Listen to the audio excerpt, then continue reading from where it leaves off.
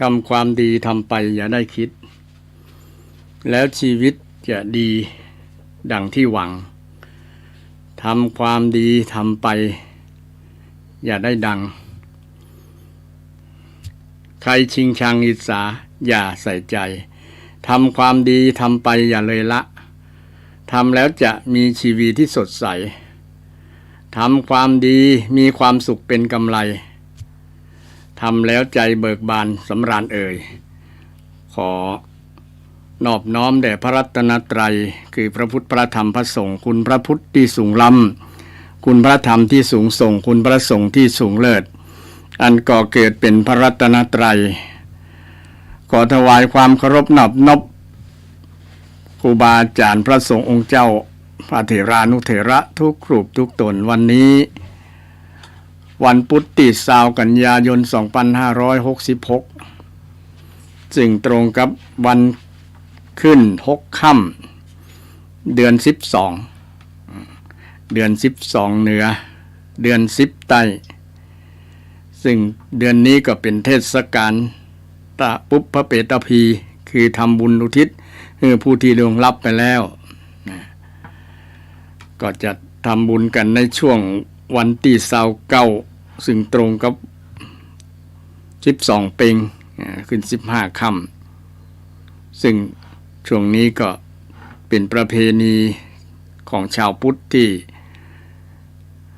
ระลึกนึกถึงคุณของบรรพบุรุษผู้ที่ได้ล่วงลับไปแล้วก็จะทำบุญอุทิศบุญกุศลให้กับผู้ที่วายชนไปซึ่งเป็นสัญลักษณ์อัตลักษณ์ของชาวไทยพุทธบอกว่าจะเป็นทุกภาคแต่ที่เด่นๆชัดก็คือทางล้านนาของเฮานี้มีศรัทธาที่นับถือทางพุทธศาสนาก็ได้มาหวนระลึกนึกถึงผู้ที่เป็นบรรพบุรุษพ่อแม่พ่ออุ้ยแม่อุ้ยนะผู้ที่ได้ตายเก่าเน่าเมินคนที่เป็นญาติธรรมก็ดีเป็นญาติสายโลหิตก็ดีก็จะได้ทำบุญในช่วงนี้ซึ่งก็เป็นประเพณีอริยประเพณีเช่นเดียวกันที่ชาวพุทธทุกท่านทุกคนได้รักษาหีดหอยประเพณีอันดีงามนี้เพราะคนเฮานั้นถ้าบ่ระลึกนึกถึงคนที่เคยเป็นผู้ที่มีคุณบุญคุณ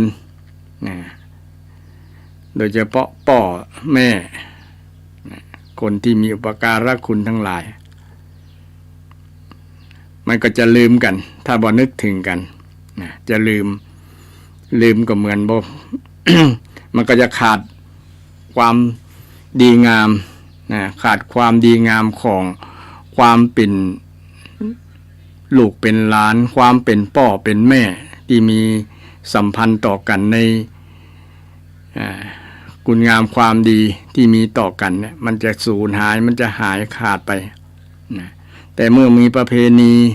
แบบนี้ผูกจิตผูกใจไว้มันก็จะทำให้คนมีจิตใจที่ห้องว่าฮู้คุณบุญคุณเป็นการกตัญญูกตเวทีนะซึ่งเป็นการฮู้ระลึกนึกถึงบุญคุณของผู้ที่มีอุปการะคุณนะในช่วงเดือนนี้นะบอกว่าจะเป็นภาคไหนนะแม้แต่ชนชาวต่างประเทศจีนประเทศอื่นๆหลายที่นะเพื่อนก็ทำบุญให้กับบรรพบุรุษนะชาวพุทธไทยเฮาก็เช่นเดียวกันนะโดยเฉพาะชาวพุทธนะ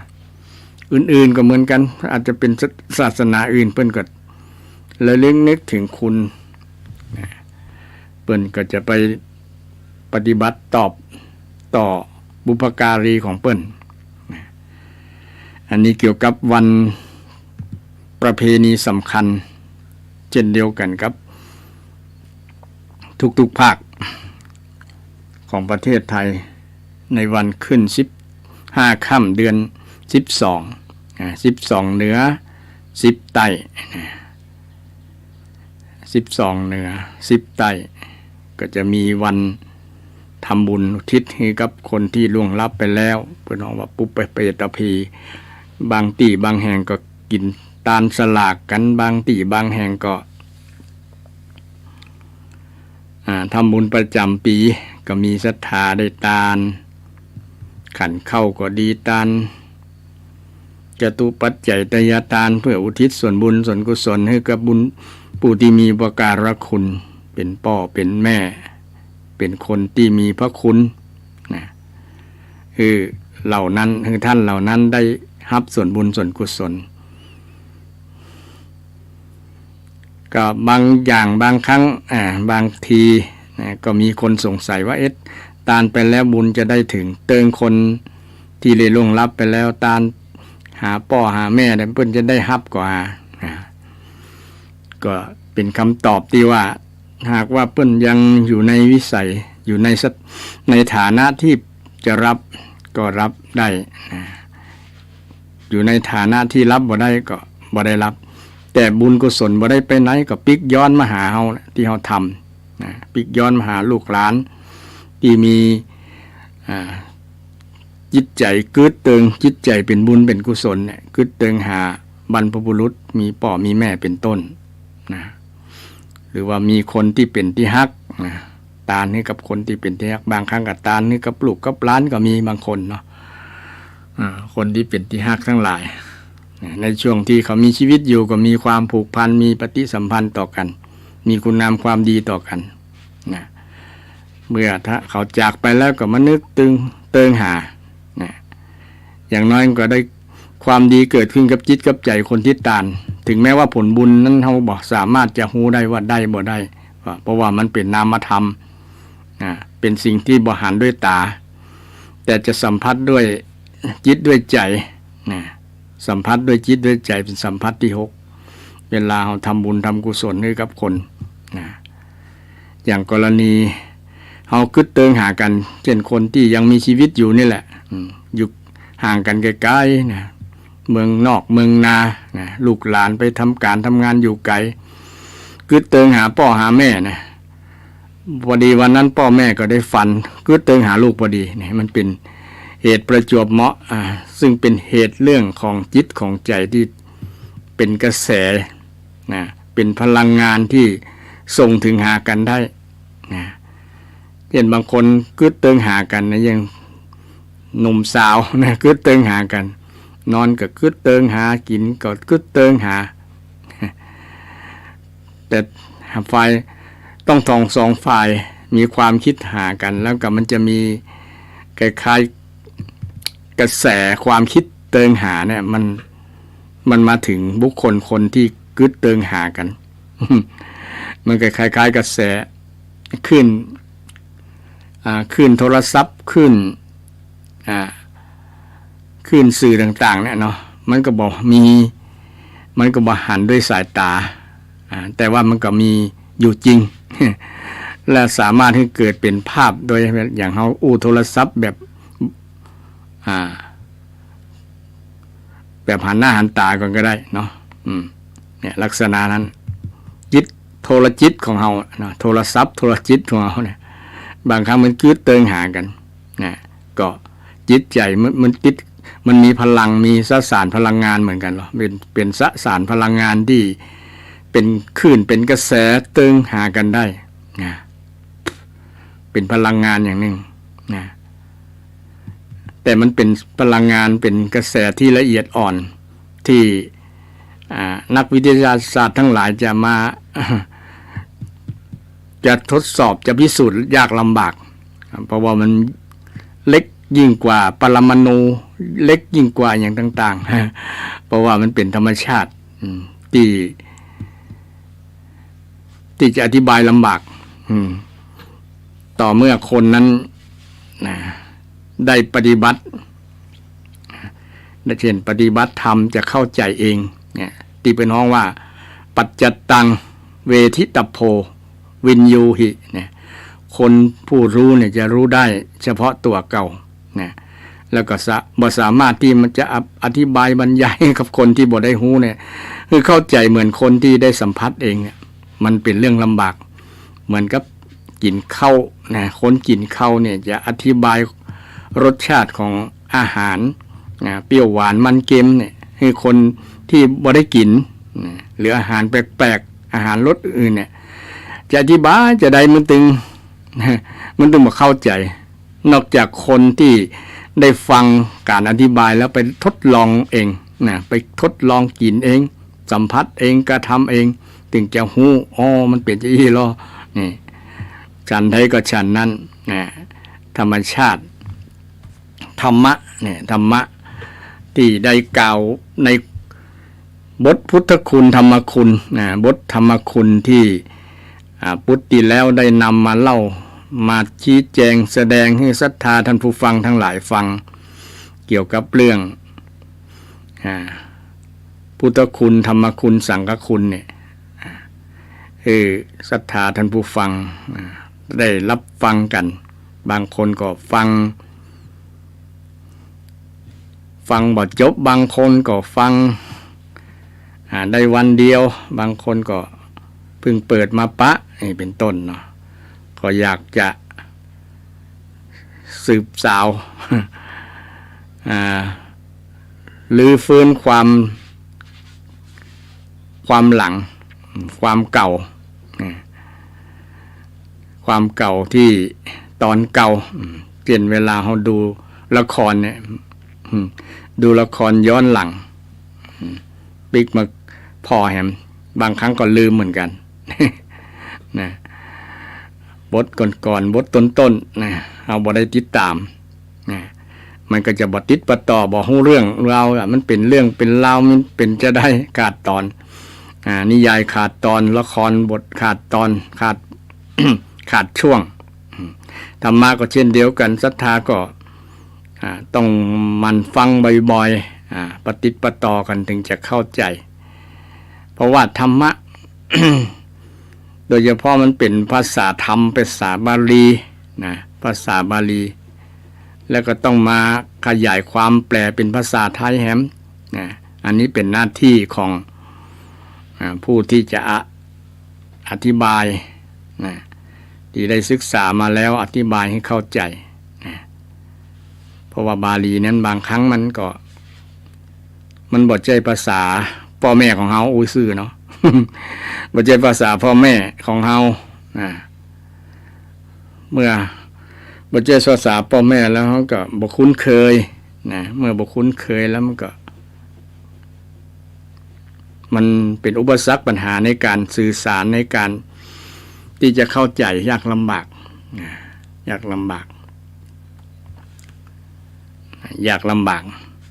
เช่นอย่างเรื่องของพุทธคุณธรรมคุณสังฆคุณของพระรัตนตรัยเนี่ยพ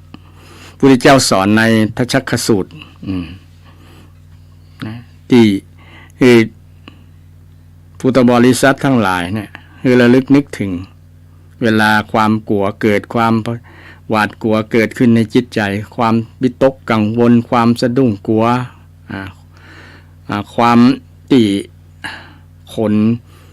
พองสยองกล้าวเกิดขึ้นกับจิตกับใจนะมันหวาดกลัวจนขนลุกขนพอง ทำให้เฮาเนี่ยบ่ฮู้จะไป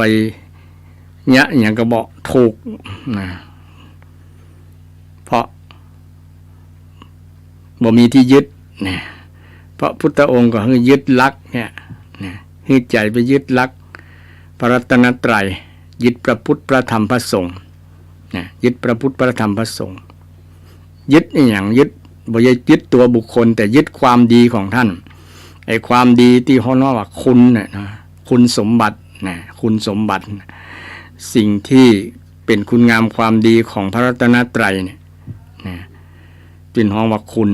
นะคุณของพระพุทธคุณของพระธรรมคุณของพระสงฆ์เนี่ยศรัทธาก็ได้ฟังบ่อยๆแต่ว่าบางท่านก็ฟังว่าพระคุณพระพุทธมี56คุณพระธรรมมี38คุณพระสงฆ์มี14รวมกันแล้วก็เป็น108นี่อันนั้นก็เป็นคุณที่นับแบบสระพยัญชนะนะสระและพยัญชนะบ่ได้นับแบบความหมาย บ่ได้นับแบบอัตถะความขยายความหมายความหมายของคุณของพระรัตนตรัยนั้นก็เลยบ่รู้ความหมายรู้แต่จำนวนบ่ได้จำได้แต่จำนวนว่าคุณของพระพุทธเจ้ามี56มี56นี้มันเป็นคุณที่นับเป็นสระพยัญชนะเช่นไปว่าเวลาเฮาสวดมนต์หรือว่าสาธยายมนต์อิติปิโสภควาอะระหังสัมมาเนี่ยมันเป็นสระพยัญชนะอิติปิโสเนี่ยอิก็ตัวหนึ่งปิก็ตัวหนึ่งเนี่ยนับเป็นอิเลยได้56นะบางคุณเช่นคุณของพระสงฆ์เนี่ยก็นับเป็นประโยคก็มีนับเป็นบทก็มีก็เลยได้14คุณของพระธรรมก็นับแล้วได้38รวมกันแล้วก็เป็น108อันนั้นเป็นพยัญชนะสระพยัญชนะนี่อธิบายให้กับศรัทธาญาติโยมได้รับทราบว่านับแบบพยัญชนะสระเนี่ยมันบ่ฮู้ความหมายบ่ฮู้ความหมายของพระรัตนตรัยแต่ท่านนับเป็นความหมายเพราะคุณของพระพุทธเนี่ยมีอยู่เก้าความหมายคุณของพระธรรมมีอยู่6มีอยู่6ความหมายคุณของพระสงฆ์มีอยู่9ความหมายรวมกันทั้งพระพุทธพระธรรมพระสงฆ์รวมกันแล้วก็ได้24ความหมาย24ความหมายคุณของพระพุทธที่เฮาสวดหรือว่าสาธยายว่าอิติปิโสภควาอะระหังสัมมาสัมพุทโธวิชชาจารณะสัมปันโนสุขโตโลกวิทูอนุตตโรปุริสธรรมสารติสัทธาเทวมนุสสานังพุทโธภควาตินี่ถึงตินี่รวมความหมายแล้วได้9ความหมายศรัทธาท่านผู้ฟังได้9ความหมายเริ่มแต่ตั้งอรหังอรหังอรหังนี่มีความหมายว่าผู้ไกลจากกิเลสแปลว่าผู้บ่มีความลับก็ได้นะศรัทธาละโหแปลว่าที่ลับละหะนะอรหะ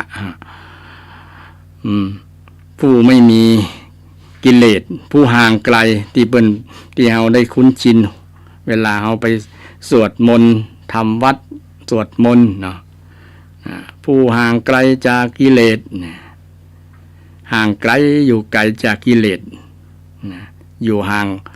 คนละขั้วโลกเลยคนละขั้วจักรวาลห่างไกลเหลือเกินบ่ได้หันละมองด้วยตาเปล่าก็บ่หันมองด้วยกล้องที่ขยายกล้องจุลทรรศน์กล้องอะไรอย่างที่เป็นวิทยาศาสตร์ที่ขยายได้เป็นหมื่นพันเท่า ก็บ่หันเพราะอยู่ไกลเหลือเกินพระพุทธเจ้าอยู่ไกลความโลภอยู่ไกลความโกรธอยู่ไกลความหลงกิเลสตัณหากิเลส1,500ตัณหา108ห่างไกลบ่อยู่ใกล้พระองค์แล้วกิเลสก็กลัวพระองค์นะกิเลสกลัวบ่อยากจะมาเข้าหาแล้วเพราะว่าการสู้หลายยกละต่อการพระองค์สู้หลายยกแล้วกับการพระองค์ซึ่งเป็นคุณอันแรกของพระพุทธเจ้าเวลาเราบ่สบายจิตสบายใจก็นึกถึงเนี่ยนะความเป็นพระอรหันต์ของพระพุทธเจ้าพระพุทธเจ้าเนี่ยเป็นผู้ไกลจากกิเลสเป็นผู้บอกโคตรภัยบ่โลภจะเอาอย่างเพราะว่าพระองค์เคยมีมาแล้วเป็นโมโหวากี่ล้านนะราชสมบัติเนี่ยสละมาแล้วแทนที่จะอยู่สบายเนาะนอนนั่งนอนเสวยราชสมบัติอย่างสุขสบายแต่พระองค์ว่านั้นเป็นอย่างเป็นบ่วงหนึ่งที่มัดผูกจิตผูกใจให้ยึดติดในราชสมบัติพระองค์สละมาได้แสดงว่าจิตใจของท่าน บ่ยึดติดในสมบัติต่างๆนะบ่ยึดติดนะบ่ยึดติดมาอยู่กับดินมากินกับทรายนะมีผ้า3 ผืนนะสละทุกอย่างมาอยู่กับเนี่ยพระองค์สละกิเลสได้นะกิเลสที่เป็นเหตุให้ทำให้จิตใจคนเศร้าหมองนะกิเลสเป็นเหตุให้ผูกสัตว์ไว้นะบอกให้ไปไหนอยู่กับภพกับภูมินะจากภพสู่ภพจากภูมิสู่ภูมินะบ่ได้ไปไหนละเพราะว่ามันอยู่ในอำนาจของกิเลสนะอำนาจของกิเลสผู้พระองค์นั้นอยู่ห่างไกลกิเลสบ่ได้มากินละนะกิเลสไว้หันขาอ่อน เพราะได้หันขาแก่นะกิเลสบ่มีอิทธิพลต่อพระองค์เลยแต่พระองค์นี้มีอิทธิพลต่อกิเลสกิเลสกลัว กิเลสกลัวบอกกล้าเข้าใกล้นะบอกกล้าเข้าใกล้เหมือนคนดีเนี่ยคนชั่วบอกกล้าเข้าใกล้นู่นมันเก่งอำนาจบารมีนะอำนาจบารมี แต่เรื่องอำนาจบารมีเหมือนเขามีอิทธิพลนะอิทธิพลอย่างประเดี๋ยวนี้เขากำลังมีนโยบายของรัฐบาลจะปราบอิทธิพลนะคนที่มีอิทธิพลถ้ามีอิทธิพลในทางที่ดีนะเช่นอิทธิพลชักชวนคนเข้าวัดเข้าวาเนี่ยเนาะนะเป็นนักการเมืองที่เอาหลักพระธรรมคำสอนเป็นหลักเป็นที่ตั้งเน้นเรื่องของความสงบความสุขความสามัคคีธรรมความเมตตาธรรมเราเนี่ยเป็นหลักอันนี้จะเป็นผลดีกับคนที่มีอิทธิพลนะอิทธิพลแปลว่ากำลังเนาะอิทธิแปลว่าสิ่งที่จะทำให้สำเร็จพลังที่จะทำให้สำเร็จชื่อว่าอิทธิพลแต่คงจะเป็นความหมายคนละอย่างกับภาษาชาวบ้านภาษาชาวบ้านอาจจะเรื่องของความใช้อำนาจบาดใหญ่ความข่มขู่จนคนยอมก้มหัวฮื้อแม้แต่ข้าราชการตำรวจทหารก็ก้มหัวฮื้อนี่เป็นต้นเรียกว่ามีอิทธิพลมีอำนาจอวกรรมอย่างนี้คนก็กลัวบอกกล้าสู้หน้าบอกกล้าโต้แย้งในลักษณะของอิทธิพลของภาษาชาวบ้านเนาะแต่ภาษาธรรมะเนี่ยอิทธิพลแปลว่ากำลังที่จะทำให้สำเร็จเช่นมีอิทธิบาท4มีฉันทะวิริยะจิตตะวิมังสาฉันทะมีความเปิงปอใจมีใจหุมฮักที่จะทำงานก็ดีที่จะทำการทำงานที่จะทำอย่างทุกสิ่งทุกอย่างถ้ามีใจหุมใจฮักแล้วมันก็จะนำไปสู่ความสำเร็จเปิ้นฮ้องว่าอิทธิบาท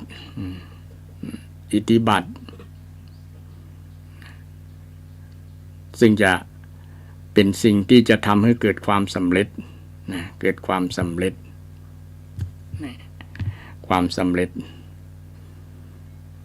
แต่อย่างมีบ่อใหญ่เท่ากำลังของธรรมะกำลังของธรรมะเช่นกำลังศรัทธากำลังศรัทธาแปลว่าความเชื่อเนี่ยพลังความเชื่อเนี่ยเป็นพลังยิ่งใหญ่อันดับแรกเลยศรัทธามันเป็นพลังเป็นตัวผลักดันทำให้คนทำทุกสิ่งทุกอย่างถ้าเขามีความเชื่อบอกว่าจะเชื่อในทางที่ดีบ่ดีก็ตามแต่พลังธรรมะที่เป็นธรรมคุณธรรมคำสอนที่เป็นฝ่ายดีเนี่ยพุทธเจ้าได้ตรัสไว้ว่าเป็นพลังที่จะทำให้ชีวิตเราดี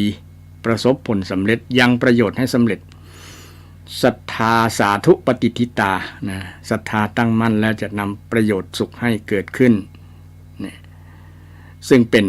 พลังตัวแรก คนเฮาถ้ามีความเชื่อแล้วมันก็เป็นพลังพักตัวเฮาเนี่ยไปทำไปไปคิดอย่างต่างๆได้ฉะนั้นพลังอันแรกนี่จึงเป็นสิ่งสำคัญคือพลังของศรัทธาทางภาษาชาวบ้านชาวเหนือชาวล้านนาจึงมีสรรพนามห้องญาติโยมห้อง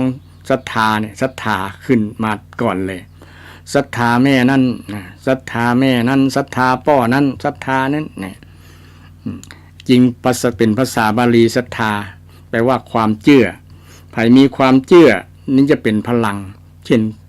เชื่อในเรื่องพระรัตนตรัยเชื่อเรื่องกรรมในหลักธรรมคำสอนพุทธศาสนาพระพุทธเจ้าสอนให้เชื่อเรื่องกรรมนะให้เชื่อเรื่องกรรมเนี่ยคำว่ากรรมศรัทธาก็จะเข้าใจว่าเป็นฝ่ายเลวอย่างเดียวนะมันเป็นทั้งสองฝ่ายกรรมดีเชื่อกรรมดีก็เป็นกุศลกรรม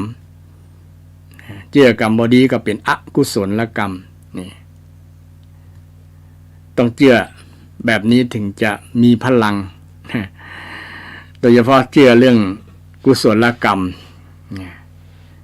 จะนำไปสู่การเจริญสู่การพัฒนาตัวเขาให้เป็นคนที่มีความสุขมีความเจริญเพราะเขามีศรัทธามีศรัทธาพลังอันแรกคือศรัทธาเนาะพลังต่อมา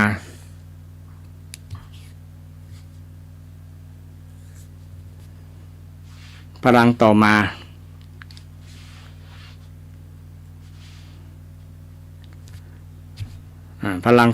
คืออย่างศรัทธาท่านผู้ฟัง นะพลังมี5พลังก่อนเหรอนะพลังศรัทธาพลังนะมีศรัทธาพลัง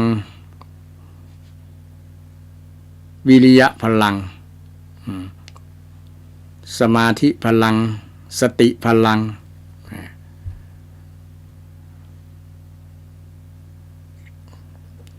พลังทั้ง5อย่างนะพลังทั้ง5อย่างนี้นำไปสู่การให้เกิดความสำเร็จนะให้เกิดความสำเร็จใช้ความเชื่อนะพลังคือความเชื่อในตัวเฮาเนี่ยเช่นปอออกแม่ออกมีพลังคือศรัทธานะพลังคือศรัทธาเชื่อในพระรัตนตรัยเชื่อมั่นคงในพระรัตนตรัยและจะทำให้เกิดพลังทางจิตขับเคลื่อนพลังทางกายโดยขับเคลื่อนเช่นเอาเชื่อเรื่องบุญเรื่องกุศล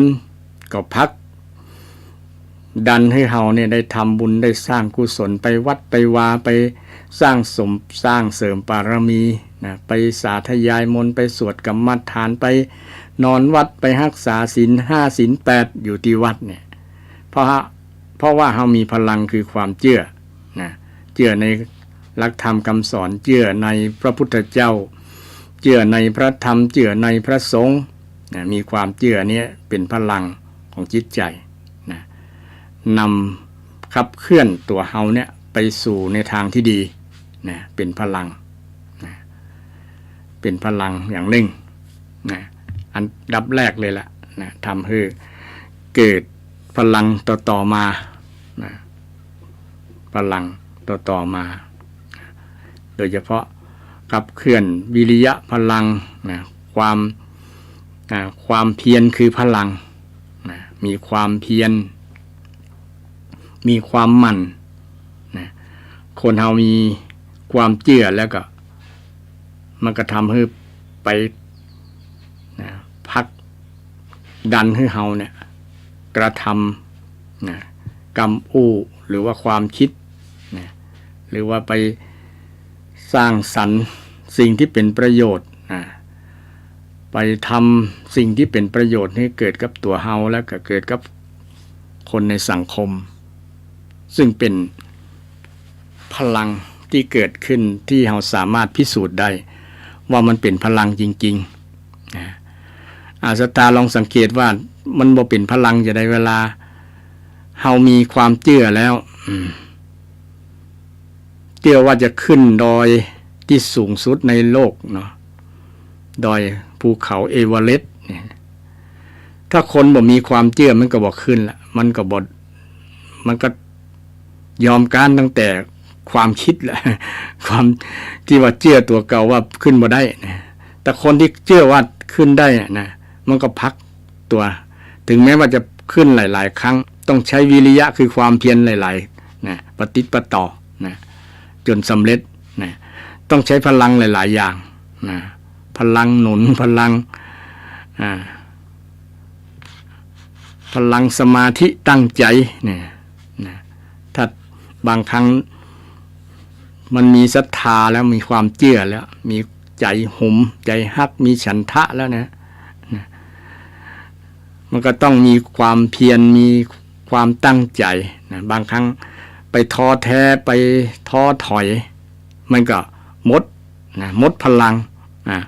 หมดพลังบางครั้งไปแล้วก็ไปท้อว่าโอ้มันอย่างมาสูงแต่ว่ามันมีอุปสรรคปัญหาเนี่ย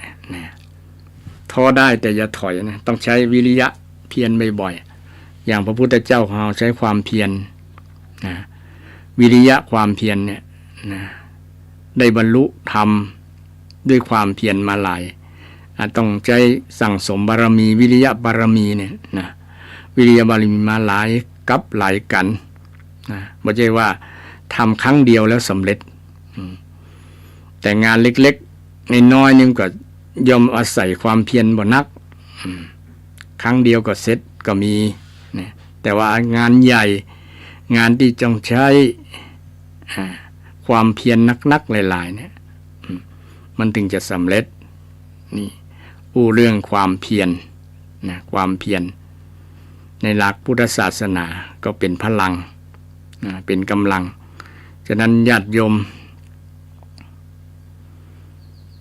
ลองพิสูจน์ธรรมะคำสอนของพระพุทธเจ้าเกี่ยวกับเรื่องความเพียรนะเรื่องพลังคือความเพียรพลังคือสติพลังคือปัญญาพลังคือสมาธิเนี่ยนะมันจะทำให้เกิดความสำเร็จเกิดเป็นพลังอย่างยิ่งใหญ่นะยิ่งใหญ่เกิดพลังอย่างยิ่งใหญ่โดยเฉพาะพลังแห่งความดีพลังคือคุณธรรมธรรมะของพระพุทธเจ้าเนี่ยเราเชื่อในพระพุทธเจ้าเชื่อในคำสอนเพราะว่าพระองค์สอนถูกต้อง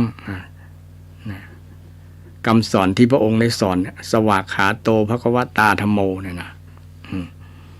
เป็นคำสอนที่ถูกต้องเป็นคำสอนที่ถูกต้องถ้าบ่เชื่อก็ลองพิสูจน์ดูว่ามันถูกหรือมันผิดด้วยเอาตัวเฮาเนี่ยลงมือทำเองลงมือทำเองธรรมะของพระพุทธเจ้าแบบนั้นนะบ่ได้บังคับให้ไผเชื่อแล้วก็บ่ได้ซุยให้ไผทำบ่ได้หลอกลวงให้ไผทำแต่ทำด้วยตัวเฮาเองนะพระองค์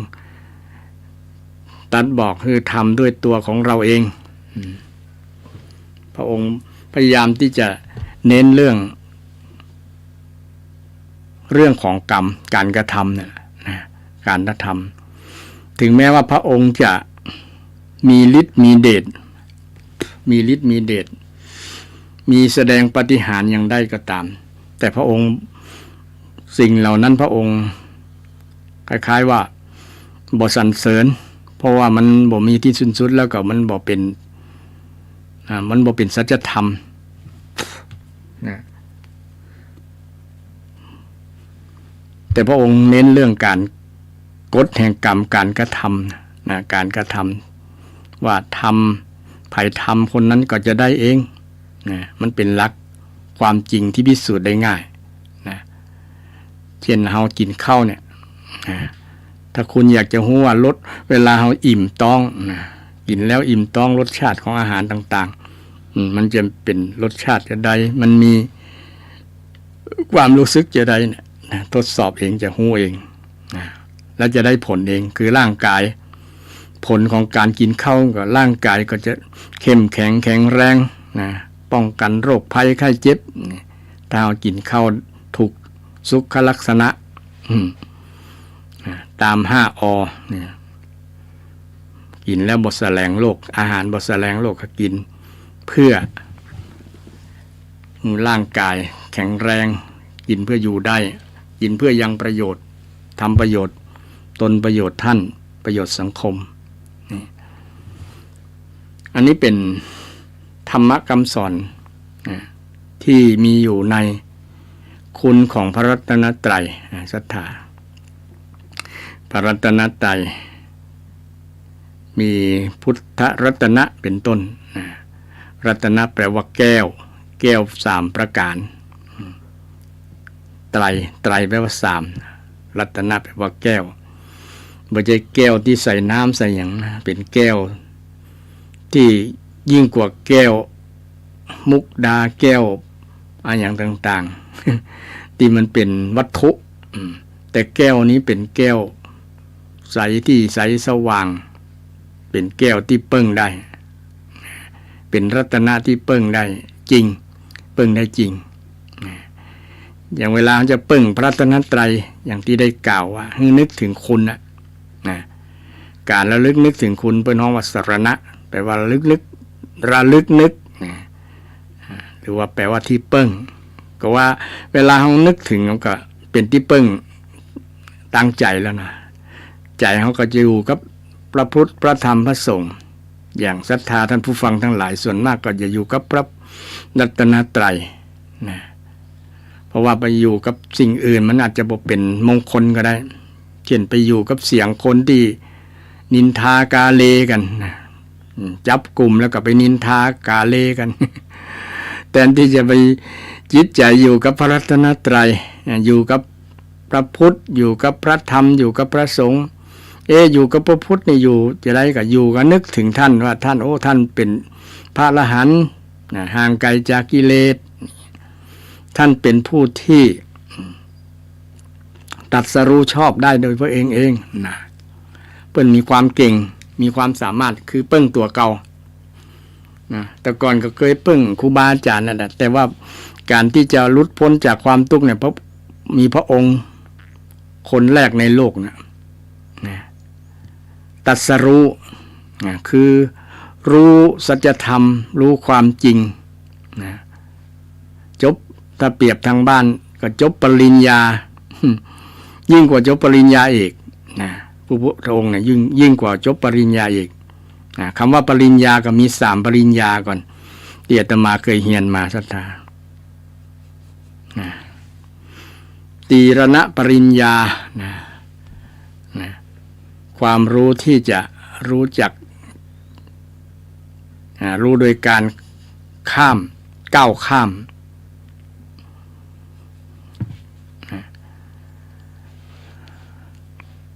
ญาตปริญญารู้ด้วยการกำหนดรู้หัวใจปริญญาที่เป็นใบ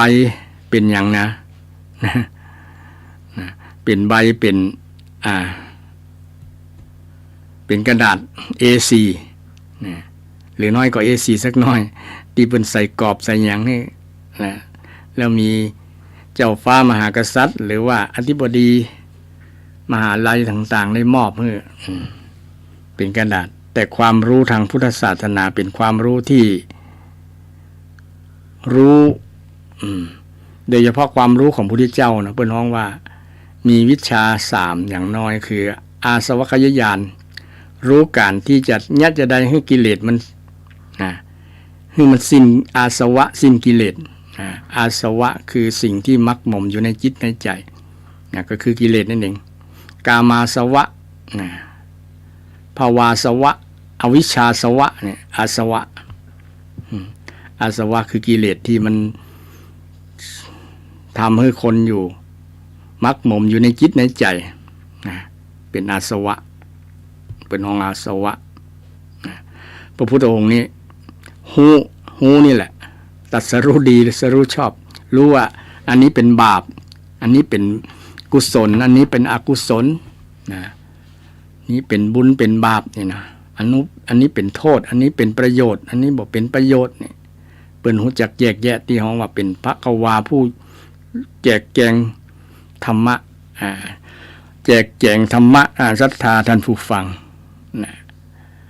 พระองค์ตรัสรู้บ่มีครูบาอาจารย์นะได้สอนโดยเฉพาะฮู้ที่จะให้สิ้นกิเลสนะพ้นจากทุกข์เป็นวิมุตติหลุดพ้นจากความทุกข์หลุดพ้นจากความทุกข์ได้โดยอาศัยพระองค์เองนะอย่างเปรียบอุปมาประไมยเหมือนกับคนชาวบ้านนะหลุดพ้นจากความจนด้วยลำแข้งตัวเก่าหลุดพ้นจากความจนโดยลำแข้งตัวเก่ามันขยันทำมาหากินแต่พระพุทธเจ้าหลุดพ้นจากความทุกข์คือหลุดพ้นจากกิเลสกิเลสเป็นเหตุทำให้เกิดทุกข์กิเลสเป็นเหตุทำให้เกิดทุกข์เกิดปัญหาเพราะกิเลสนะบ่ใช่สิ่งอื่นนะพุทธเจ้ามองว่ามันมาจากกิเลสนะความทุกข์ทั้งหลายมาจากกิเลสบ่ใช่มาจากอื่นโดยเฉพาะคนที่ในมุมมองของชาวบ้านทั่วไปค่ะนะความทุกข์มาจากอันนั้นความทุกข์มาจากความจนความทุกข์มาจากคนว่าคนจมคนด่าความคนอื่นนะสิ่งอื่นฝนตกก็แจ้งฝนแรงก็ด่าคนว่าอันปัญหามาจากฟ้าฝนจริงมาจากพุทธเจ้าว่ามาจากกิเลสทั้งนั้นมาจากกิเลสแต่กิเลสก็เป็นเหตุหนึ่งเป็นปัจจัยหนึ่งนะมันมีหลายๆปัจจัยนะมีหลายๆปัจจัยที่เป็นเหตุทำให้เกิดทุกข์นะแต่สำคัญที่สุดตัวใหญ่ๆตัวเป้งๆมันก็คือกิเลสอย่างเช่นอวิชชาก็เป็นกิเลสนะอวิชชาแปลว่าความบ่ฮู้นะบ่ฮู้ในอริยสัจสี่นะก็เป็นกิเลสอย่างหนึ่งความรู้ทั้งหลายหมู่นี้แหละพระองค์เป็นผู้รู้เองแล้วก็นำมาบอกนะนำมาบอกอ๋อปัญหาทั้งหลายมาจากกิเลสนะความทุกข์ทั้งหลายมาจากกิเลสนะความอยากมีอยากเป็นอยากบ่มีอยากบ่เป็นเป็นของว่าตัณหาหมู่นี้นะเป็นเหตุทำให้เกิดความทุกข์นะความรู้เหล่านี้เป็นความรู้ที่ประเสริฐที่ทำให้พระองค์นั้นเป็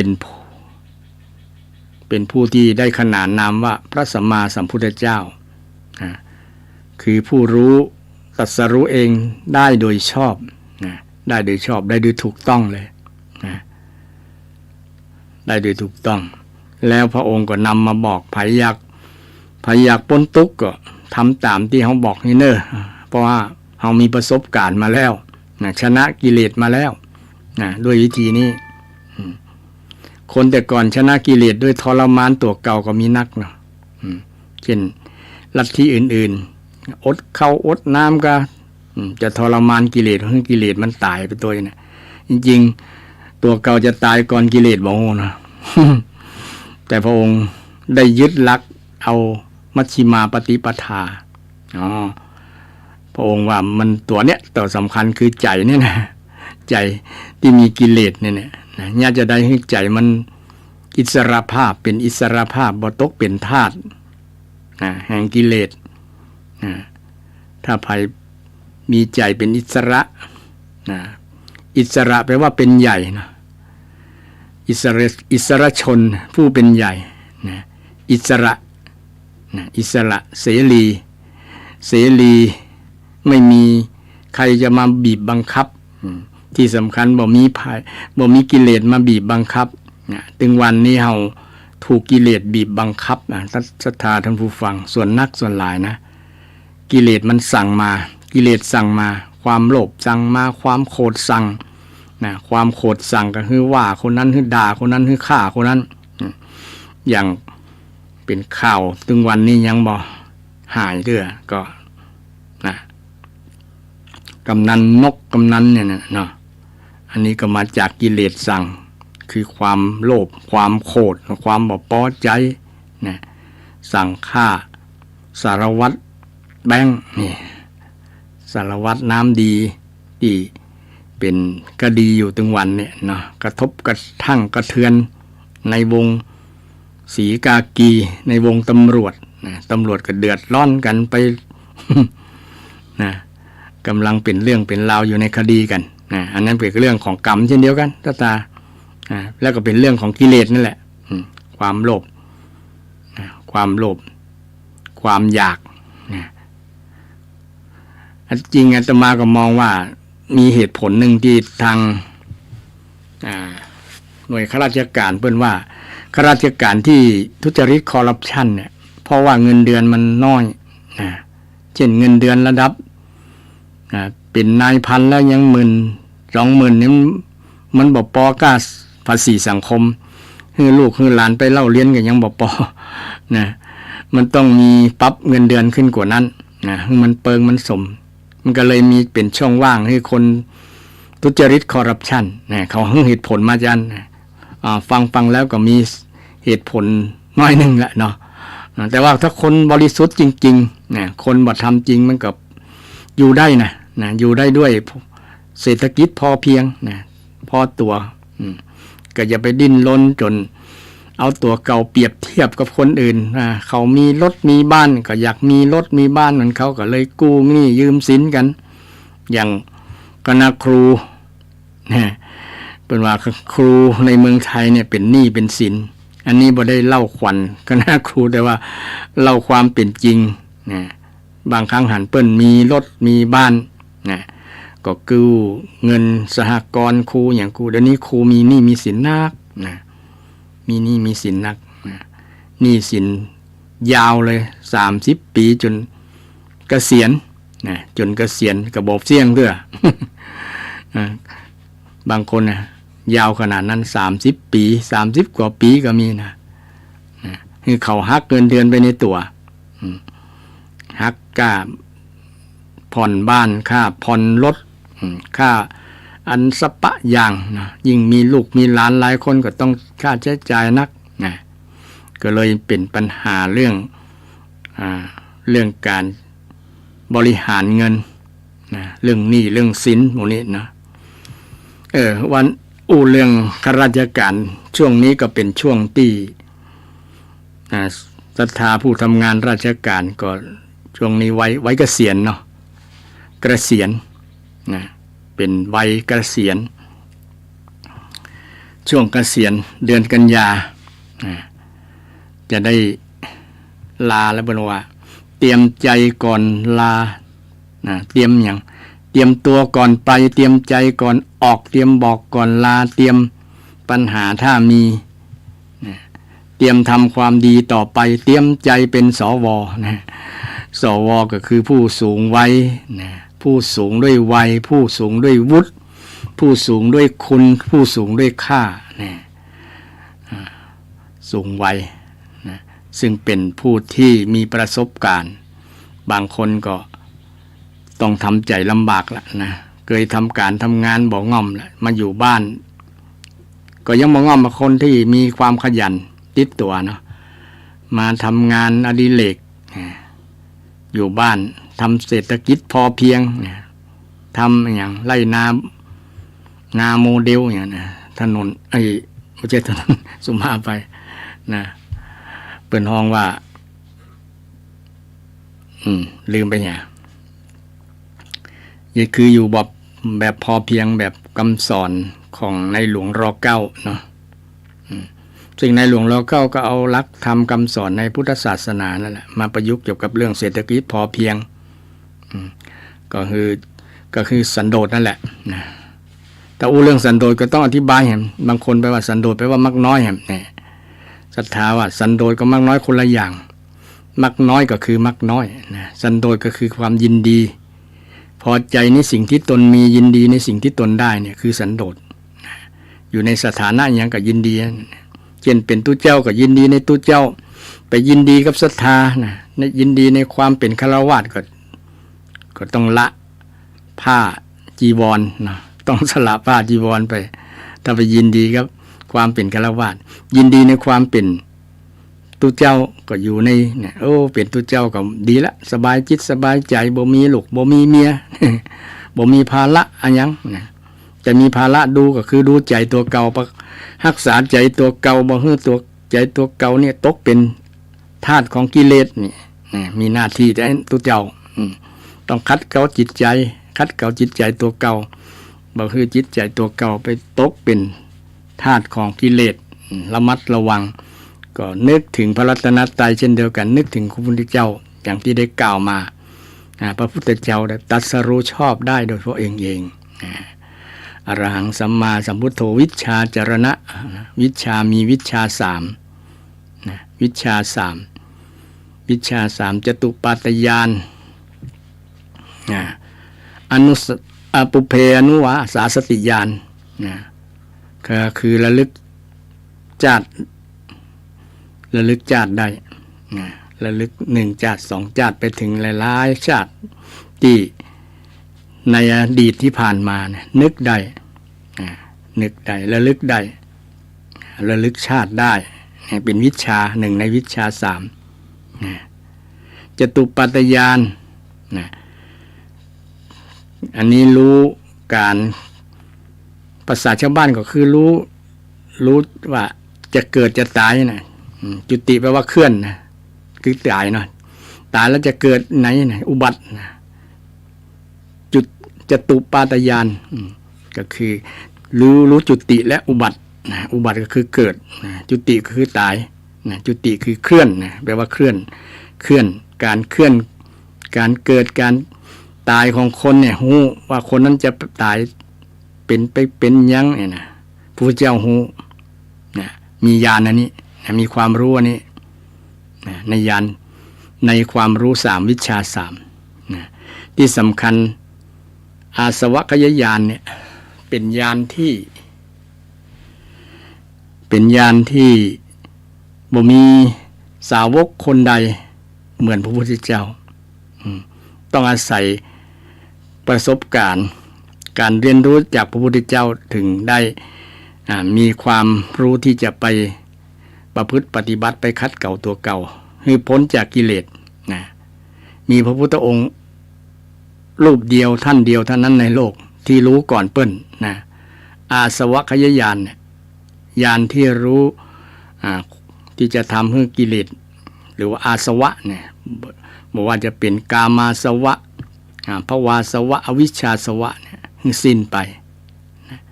กามาสวะก็คือกามรูปรสกลิ่นเสียงเนี่ยบอกคือมันยึดบอกคือมันไปติดในรูปรสกลิ่นเสียงแต่อยู่เหนือมันใจมันบอกคือมันมาใจเฮาบอกคือเป็นธาตุของมันเป็นธาตุของรูปเป็นธาตุของเสียงก็คือกามคุณนั่นเองกามคุณรูปรสกลิ่นเสียงคนทั่วโลกก็เป็นกันหมดเป็นธาตุตกเป็นธาตุเมื่อตกเป็นธาตุก็ยึดติดอยู่ในสิ่งนั้นก็แสดงความเป็นเจ้าของว่าอันนี้ของกูใครอย่ามาเอาของข้าใครอย่าแตะของข้าใครอย่าแตะอันนี้สมบัติข้าใครอย่าเอาใครอย่าแตะก็มีการหวงกันเกิดขึ้นการยึดไว้ว่าเป็นของตัวเก่าอันจริงสมบัติเป็นสิ่งภายนอกเป็นของผัดกันใช้ผัดกันชมบ่มีของไผ่โดยปริยายโดยแท้เป็นเพียงสมบัติผัดกันใช้หลังจากคนที่ตายไปแล้วสมบัติก็ยังอยู่ก็เปลี่ยนมือเป็นคนอื่นเปลี่ยนมือเป็นคนอื่นฉะนั้นกามาสวะเนี่ยยากที่ไผ่ที่จะหาทางที่จะบ่ยึดมันได้ มันมีตั้งแต่เกิดเช่นเราจะสังเกตละอ่อนมันเกิดมาใหม่ๆเนาะศรัทธาท่านผู้ฟังเกิดมาใหม่ๆมันมีกรรมมือมาด้วยความยึดมั่นถือมั่นเนี่ยเป็นสัญลักษณ์บอกยึดมั่นถือมั่นจะกรรมไว้เป็นของเฮา ของเฮาจะกรรมมาใช้กรรมเนี่ย อันจริงจะมาใช้กรรมนี่ดีเนี่ยถ้าตีความหมายว่ามาใช้กรรมคือเรามีสิทธิ์ใช้กรรมได้ใช้กรรมด้วยการใช้ในทางที่ดีเนี่ยคือใช้กุศลกรรมนะบ่ใช้อกุศลนะใช้กุศลกรรมนะเฮามีกรรมดีที่จะไว้ใจหรือไว้กระทำเองนะกระทำเองซึ่งเป็นสิ่งที่เราท่านทั้งหลายได้สังเกตว่ากามาสวะกามาสวะนี่เป็นอาสวะเป็นกิเลสที่พระพุทธเจ้าได้ฮู้ว่าเขาฮู้ว่าจะละกิเลสเหล่านี้ได้จะได้พระองค์ก็ปฏิบัติให้ดูหมดทุกอย่าง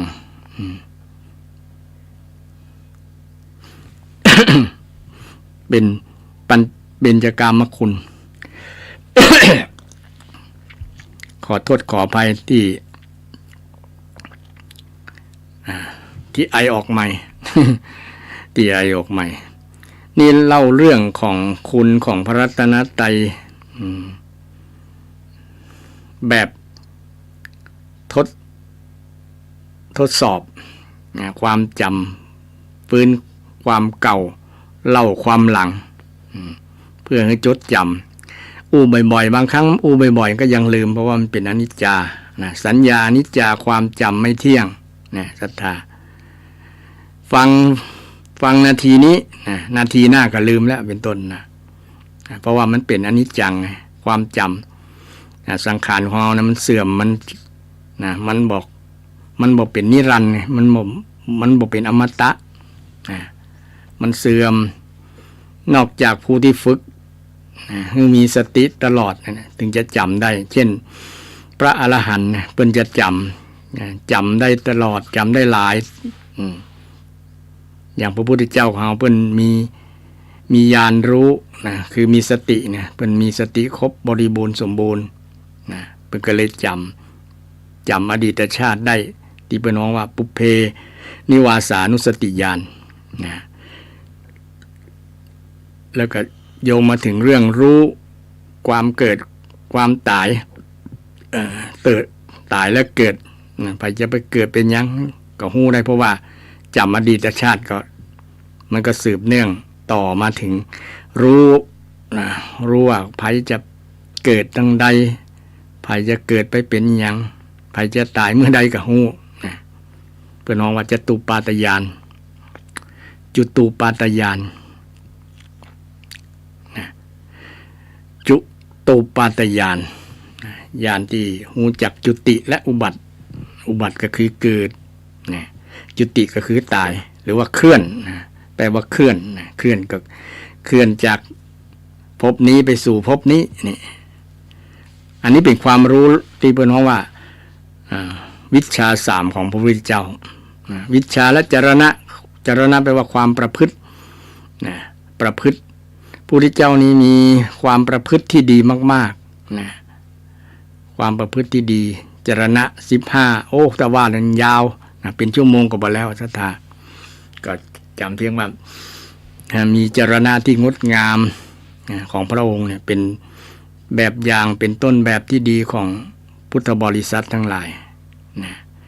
นี่เป็นความดีงามคนเราถ้ามีต้นแบบต้นเป็นครูเป็นครูเป็นไอดอลพุทธเจ้านี่เป็นไอดอลของทุกคนในโลกเลยเพราะว่าเป็นตัวอย่างเป็นแบบอย่างในบุคคลที่บ่มีความทุกข์บุคคลพ้นปัญหา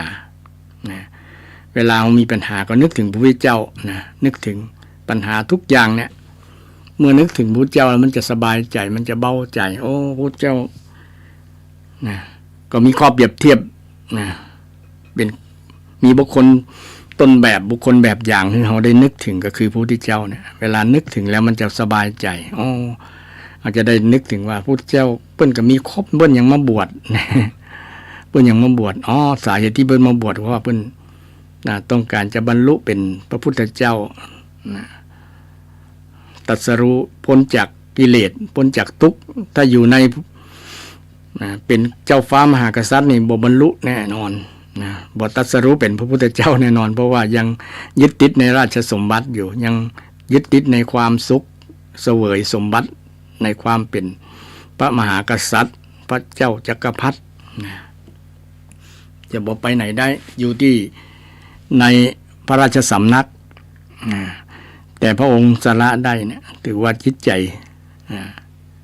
ของพระองค์บริสุทธิ์จากกิเลสจากกิเลสอันนี้เป็นต้นแบบที่ดีของชาวพุทธเมื่อนึกถึงพระพุทธเจ้าที่เอากล่าวคำบาลีว่าพุทธังสรณังคัจฉามินี่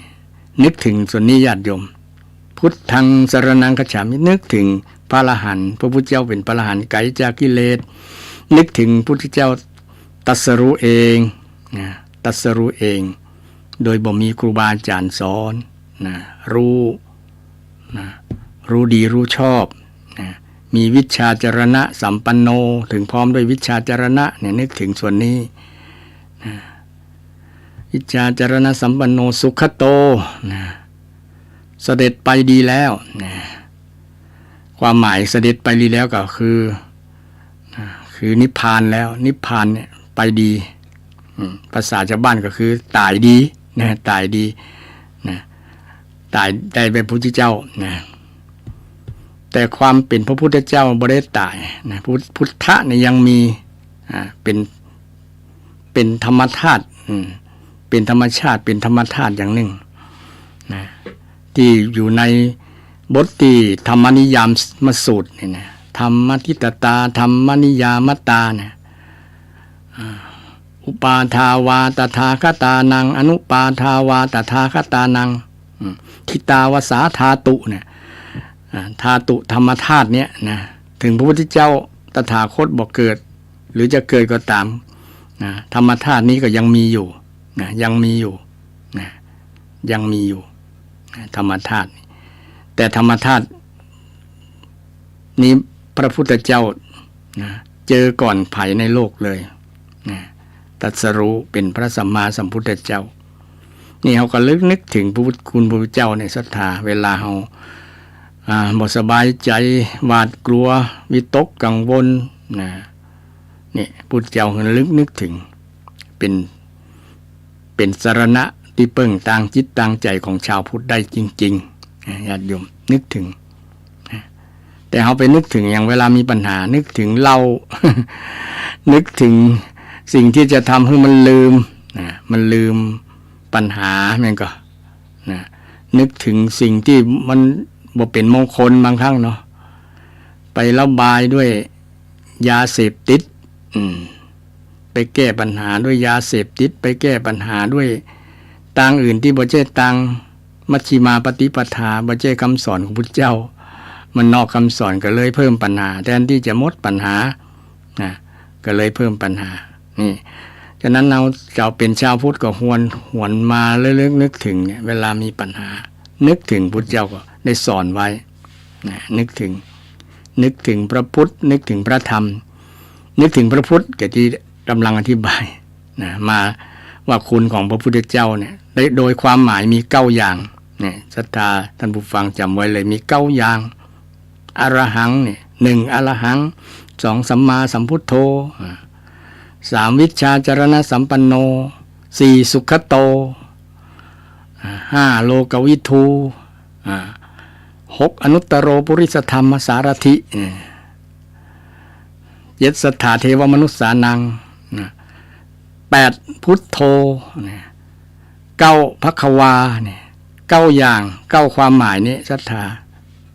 เวลาเรานึกถึง9ความหมายนี่9ความหมายนี้เวลาเรากราบก็ตามกราบ1กราบก็เว้นช่วงระยะห่างสักหน่อยบ่ใช่ว่ากราบขึ้นบึดนะสัก15วินาทีนึกถึงเนี่ยเนาะเป็นพระอรหันต์เนาะเป็นหรือนึกถึงย่อคุณย่อของพระพุทธเจ้าคือคุณของพระบริสุทธิคุณพระปัญญาที่คุณและอันที่3ก็คือพระมหากรุณาธิคุณ3อย่าง ใน9อย่างเนี่ยสรุป3อย่างเนี่ยศรัทธาใน3อย่างใน9อย่างเนี่ยสรุปมาใหญ่ๆ3นะคือบริสุทธิ์ที่คุณพระปัญญาที่คุณพระมหากรุณาที่คุณนะสรุปได้3อย่างนะได้3อย่างใหญ่ๆถ้ามันจำยากเนาะเอาจำ3พระพุทธเจ้ามีคุณ3ประการนี่เวลามีการมีงานบุญงานกุศลนะเพิ่นจะเชิญคนที่เป็นประธานมาจุดธูปเทียนจุดเทียนธูปบูชาพระรัตนตรัยนะธูป3 ดอก 3 เล่มนะแทนคุณของพระพุทธเจ้านะแทนคุณของพระพุทธเจ้าเทียน2 เล่มแทนพระธรรมวินัยนะดอกไม้ที่ใส่แจกันเตี้ยเป็นการบูชาคุณของพระสงฆ์นะครบทั้ง3ประการนะเวลาเราไปกราบพระนะกราบพระที่โต๊ะหมู่นะโต๊ะหมู่บูชาที่มีรูปของพระพุทธเจ้ารูปของครูบาอาจารย์อะไรก็แล้วแต่นึกถึงแต่คนล้านนาของเรานี่นึกถึงคุณหลายๆอย่างหรอนึกถึงคุณป่อคุณแม่เลยกราบ5 เตื้อนะคุณของครูบาอาจารย์มันก็ศรัทธากราบ5 ครั้งก็มีนะหรือว่ากราบ6นะคุณของคนที่มีพระคุณอื่นๆคุณของเทวบุตรเทวดาหมดนะเพราะว่าคนชาวล้านนาเนี่ยเป็นมีคุณธรรมคือนึกถึงบุญคุณมีความกตัญญูกตเวทิตานี่อย่างจะหันสังเกตหันว่าเวลาประเพณี12 เพ็งกาอันอย่างเพ็งๆหลายๆเดือนก็มาน้อมระลึกนึกถึงคนที่มีบุปการะคุณอย่างยี่เพ็งนี่ก็นึกถึงคุณของพระพุทธเจ้าแม่ก็ศรัทธาท่านผู้ฟังยี่เพ็งยี่เพ็งนึกถึงคุณของพระพุทธเจ้ามีการฟังเทศน์มหาญาติธรรมหลวงตั้งธรรมหลวงกันนึกถึงคุณอดีตพระโพธิสัตว์ที่จะมาบำเพ็ญเป็นพระพุทธเจ้าพระเวสสันดรนี่เป็นต้นนะอันนี้ก็เป็นการระลึกนึกถึงคุณนึกถึงคุณนึกถึงคุณของพระพุทธเจ้าอดีตพระปุที่เป็นพระโพธิสัตว์นึกถึงคุณดีกว่าไปนึกถึงอย่างอื่นนะญาติโยมถ้านึกถึงกรรมด่ากรรมแจ้งกรรมว่ากรรมนินทาไอ้นั่นมันว่าเฮาอีนี้มันว่าเฮา มีแต่ความทุกข์เลยญาติโยมมีแต่ความโกรธมีแต่ความเกลียดนะทำไปนึกถึงสิ่งเหล่านั้นนึกถึงสิ่งที่บ่เป็นมงคลนะไปติฉินนินทาไปว่าไปกล่าวไป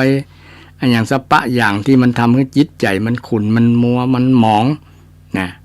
แต่ถ้าเรานึกถึงคุณของพระรัตนตรัยนี่จิตมันจะแจ่มใสสบายนึกถึงคุณของพระพุทธเจ้าถึงแม้พระองค์จะปรินิพพานมาเนินเมินนานแล้วนะเป็น 2,000 กว่าปีก็ตามแต่ยังอยู่ในจิตในใจของศรัทธาท่านผู้ฟังทั้งหลายในใจของเฮาท่านทั้งหลายก็เฮาก็สบายใจนะในสบายใจอย่างน้อยถ้าเฮาบ่ได้ไปไหว้พระไปสวดมนต์แต่เวลามันเมินก็เฮาก็ก่อนนอนก็นึกถึงเนี่ยนึกถึงให้ครบ3ประการนี้ก็จะเป็นนิมิตหมายที่ดีเป็นมงคลที่ดีนะแล้วก็แผ่เมตตาสักน้อยสัก1 นาทีเนี่ยเนาะแผ่เมตตาจะเป็นการดำเนินชีวิตแบบวิถีพุทธชาวพุทธมันก็จะเป็นประโยชน์กับชีวิตของเราเราก็จะได้รับม่วนรับสบายเมื่อรับม่วนรับสบายแล้วบ่ฝันร้ายมันก็สุขภาพร่างกายของเราก็จะแข็งแรงจิตใจก็จะเข้มแข็งเพราะว่าการพักผ่อนเนี่ยนะถ้านอนรับม่วนแล้วนะมันก็เป็นการพักผ่อนที่ดีเป็นการรักษาสุขภาพเพราะว่าธรรมชาติมันปรับสมดุลของร่างกายเป็นอย่างดีเนาะถ้านอนบ่หลับกินก็บ่หลับโอ้อันนี้โลกเริ่มถามหาแล้วศรัทธานะแต่มีสิ่งหนึ่งที่เป็นกุศโลบายที่เรา คือเราใช้ชีวิตเป็นชีวิตประจำวันก็คือมานึกถึงคุณของพระพุทธพระธรรมพระสงฆ์นะแต่กี้เรื่องพระสงฆ์พระพุทธยังบอกจบเตือนเนาะพระพุทธเจ้าเนี่ยมาที่ว่าสุขโตสุแปลว่าดีงามง่ายนะคตะแปลว่าถึงแปลว่าไปก็ได้ถึงก็ได้นะตะกี้ว่าไปแปลงสถาว่าไปเสด็จไปดีแล้วก็คือปรินิพพานดีแล้วนะไปดีเป็นแบบอย่างนะถ้าคนถ้าจะตายก็คือกิเลสมันตายก่อนนะกิเลสตายก่อนก็คือนิพพานนะกิเลสมันตายก่อนอย่าตายก่อนกิเลสแต่ส่วนมากคนจะตายก่อนกิเลสกิเลสมันฆ่ากิเลสมันฆ่าเอาความโลภฆ่าคนก่อนนะเนี่ยอย่างคดีของกำนันนกเนี่ยความโลภฆ่าความโกรธฆ่าคนที่ตายในหน้าที่ก็ถือว่าดีนะอย่างนายตำรวจคนนั้นยึดมั่นในความถูกต้องดีงามนะแต่ว่าคนบ่ดีเนี่ยนะจะเดือดร้อน คนบ่ดีจะเดือดร้อนเดี๋ยวนี้ก็เดือดร้อนไปทั่วหย่อมหญ้านะหย่อมหญ้าแต่ก็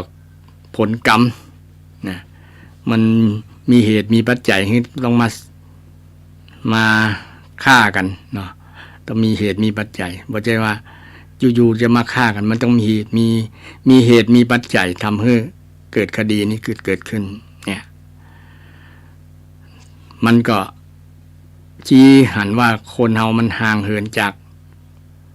กคุณงามความดีมันก็เลยมีวิถีชีวิตแบบนี้นะถึงบ่ตายนะร่างกายบ่ตายแต่ก็เหมือนกับตายแล้วคนประมาทตายทั้งเป็นบางคนเนี่ยยังละอายนะเช่นตำรวจบางท่านนะมีความละอายก็ฆ่าปิดชีวิตตัวเก่านะก็ถือว่าชดใช้ นะชดใช้ทำโทษตัวเก่านะนี่เป็นการชดใช้ที่ตัวเขาได้ทำผิดไปก็ยังมีกุศลจิตนะมีฮิริโอตตัปปะเกิดขึ้นก่อนก็ยังถือว่าเป็นคุณูปการกับคนนั้นยังดีอย่างกรณีของพระเทวทัตนะเนาะนึกได้ก่อนที่จะใจขาดก่อนที่แผ่นดินจะสรุปจนมิดจนจมจนบหันศีรษะจนมิดหัวนึกมาได้ก่อนก็ถวายศีรษะถวายหัวแด่พระพุทธเจ้าเนี่ยก็ยังดีนะจิตก่อนที่จะตายเนี่ยขอให้เป็นกุศลเถอะนะก็ยังดี ดีกว่าคนที่บ่คิดหรือว่าอาฆาตจองร้ายไปเลยนะพอหน้าเขมิ้งตายแบบบ่ลืมตาตายแบบ พออันตาบ่มือตายังมืนอยู่นะบ่ตายตาลับบนว่านะตายแบบจ้องเขมิ้งอาฆาตมาดลายนี่อันนี้น่ากลัวเพราะว่าสร้างเวรสร้างกรรมต่อกันไปบ่มีที่สิ้นสุดเนาะบ่มีที่สิ้นสุดอันนี้ก็โยงถือหันว่าการมาระลึกนึกถึงคุณของพระเจ้าเนี่ยเป็นคุณูปการเป็นประโยชน์กับการดำเนินชีวิตศรัทธาเฮาหาความสุขกับการระลึกนึกถึงระลึกนึกถึงคุณของพระพุทธเจ้าบางคนว่าเวลาทำการทำงานมานึกถึงพระเจ้ามันก็จะใจร้อยในช่วงที่ทำงานนี้ควรที่จะนึกถึงธรรมะเป็นธรรมานุสติเป็นธรรมานุสติเพราะว่าใช้ธรรมะตลอดเช่นใช้สมาธิใช้สติในการดำเนินในการทำการทำงานเช่นศรัทธากำลังทำการทำงานฟังไปตัวอย่างไปตัวเนาะก็มีทั้งสติเจริญสติสมาธิอยู่ตัวแล้วก็เจริญทำหลายๆอย่างเช่นวิริยะ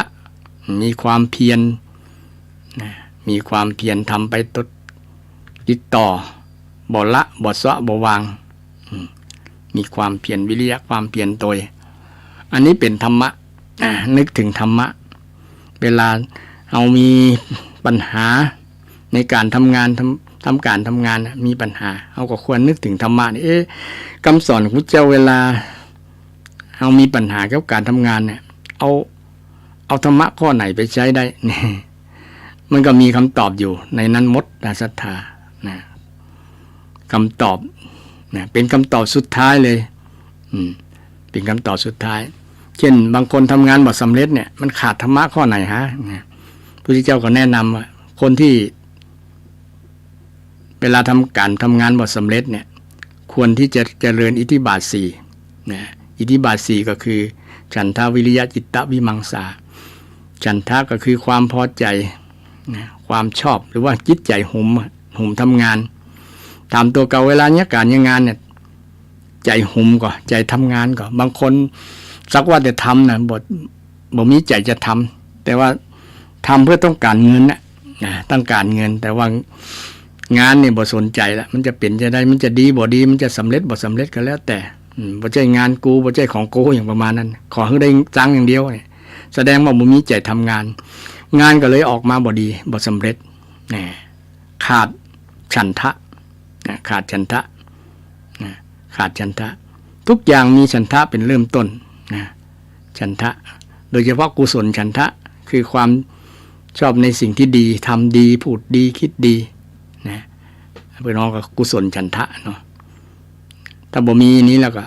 ความสมหวังมันหายไปเกือบกึ่งแล้วเพราะว่ามันบ่มีฉันทะเริ่มต้นฉันทะเริ่มต้นนี่เป็น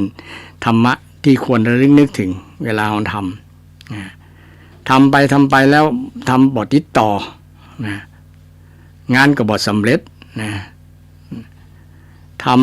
ำมากับควายมากับควาย9 โมง 10 โมงถึงจะมาเวลาจะเมื่อเนี่ยตรงเวลามานี่บ่ตรงเวลาแล้วก็มาบ่ปฏิปต่อมาวันก็หายไป2 วันบ่ทำปฏิปต่อเนี่ยงานจะแล้วจะได้ไหมก็ศรัทธาเขาต้องทำติดต่อการที่มีใจติดต่อทำติดต่อในเป็นห้องว่าวิริยะวิริยะคือภาคเพียรมันนั่นแหละภาษาชาวบ้านก็คือมันทำติดต่อทำไปเรื่อยๆแต่พอทำติดต่อมันก็จะบ่เสร็จนะครับนี่ลักเทคนิคในการทำงานเสร็จพุทธเจ้าก็มีอยู่หรออย่างศรัทธามีอาชีพอย่างนั้นต้องทำติดต่อทำไปเรื่อยๆมันก็ถึงสำเร็จแน่นอนเสร็จแน่นอนเพราะว่ามีวิริยะแปลว่าสู้นะคนถ้ามีใจสู้มันถึงชนะสำเร็จตลอดภูเขาที่ว่าสูงสุดก็ยังอยู่ใต้อุ้งตีนของคนที่มีความเพียรมันก็ท่านผู้ฟังเดี่ยวขึ้นไปกำน้อยค่อยน้อยเต่าเนี่ยมันมีความเพียรมันก็ยังชนะกระต่ายที่คิดว่าตัวเก่านี่ มีความเร็วจะไปเมื่อใดก็คงจะชนะเต่าอยู่ขี้ค้าน ประมาทกระต่ายประมาทเต่ามีความเพียรค่อยไปเรื่อยๆในที่สุดก็ไปถึงเส้นชัยชนะพอมีความเพียรไปเรื่อยๆอย่าง พระมหาชนกพระมหาชนกเนี่ยที่มีความเพียรว่ายน้ำจะข้ามทะเลบ่หันฝั่งกันแล้วสุดลูกหูลูกตาบ่หันแต่ก็ยังมีใจเพียรอยู่สู้จนตายถ้าบ่ถึงฝั่งก็มันตายคำหน้าที่นี่แหละหน้าที่ความเป็นมนุษย์บ่ยอมหยุดบ่ยอมย่อท้อบ่ยอมถอยตัวต่อสู้เพราะว่าวิริยะแปลว่าสู้สู้กล้ากล้าคนมีความใจสู้ใจกล้านี่มันความสำเร็จตึงมาละมากับความสู้เนี่ยแต่บ่สู้เนี่ยก็คือการไปเลยถอยเลยถอยมาเอาแล้วยกธงขาวแล้วคนใจบ่สู้ใจบ่มีวิริยะนั่นเองบ่ทำติดต่อบ่มีความเพียรทำไปเรื่อยๆชัยชนะมันถึงรออยู่วันข้างหน้า นี่นึกถึงธรรมเนี่ยญาติโยมธรรมะตึงวันนี้เขาก็อยู่กับธรรมะนะญาติโยมแต่เขาบอกฮู้บ่ได้บางคนเนี่ยโอ้มีมีวิริยะธรรมะมีความเปลี่ยนเนี่ยความเปลี่ยนก็เป็นธรรมะนะทำให้สำเร็จนะมันคนแต่ก่อนนะคนแต่ก่อนตื่นเจ้าเนาะแม่คนที่เป็นแม่ก้าพ่อก้าตื่นเจ้าตี 3ตี 4ตี 2ก็ตื่นแล้วบางคนนะไปกาดไปค้าขายตื่นเจ้าคนทำเกษตรทำนาทำไร่ก็ตื่นแต่เจ้าตี 5ก็ไปละนะไปไถนาเอาวัวเอาควายไปไถนาแต่ก่อน เนี่ยมันละคนแต่ก่อนมีธรรมะมีวิริยะธรรมมีฉันทะธรรมคือความชอบต้องหุมก่อนนะเนาะหุมลำดับแรกต้องชอบคนที่บ่ชอบเนี่ยคนขี้ค้านนั่นแหละนะบ่ชอบทำการทำงานอยากจะได้อย่างเดียวแต่ไม่อยากทำนะคิดว่ามันลำบากมันตุกอย่างประมาณนั้นนะอยากสบายนอนกินนั่งกินนอนกินแต่บ่อยากทำงานแต่บางคนทัศนะคนรวยเนี่ยเขาจะว่าการทำงานนี่เป็นการออกกำลังกายการบริหารกายให้สุขภาพร่างกายแข็งแรงไปเนี่ย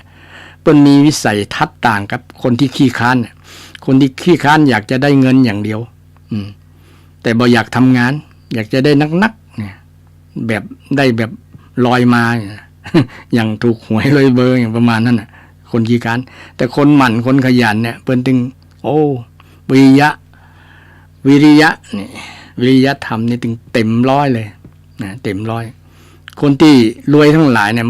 มาจากความเพียรทั้งนั้นญาติโยมบางคนอาจจะแย้งว่าไอ้นั่นรวยบ่หันมันหมั่นเนี่ยเนี่ย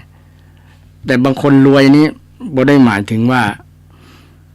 มีธรรมะฝ่ายดีอย่างเดียวฝ่ายชั่วก็ดีก็ได้นะ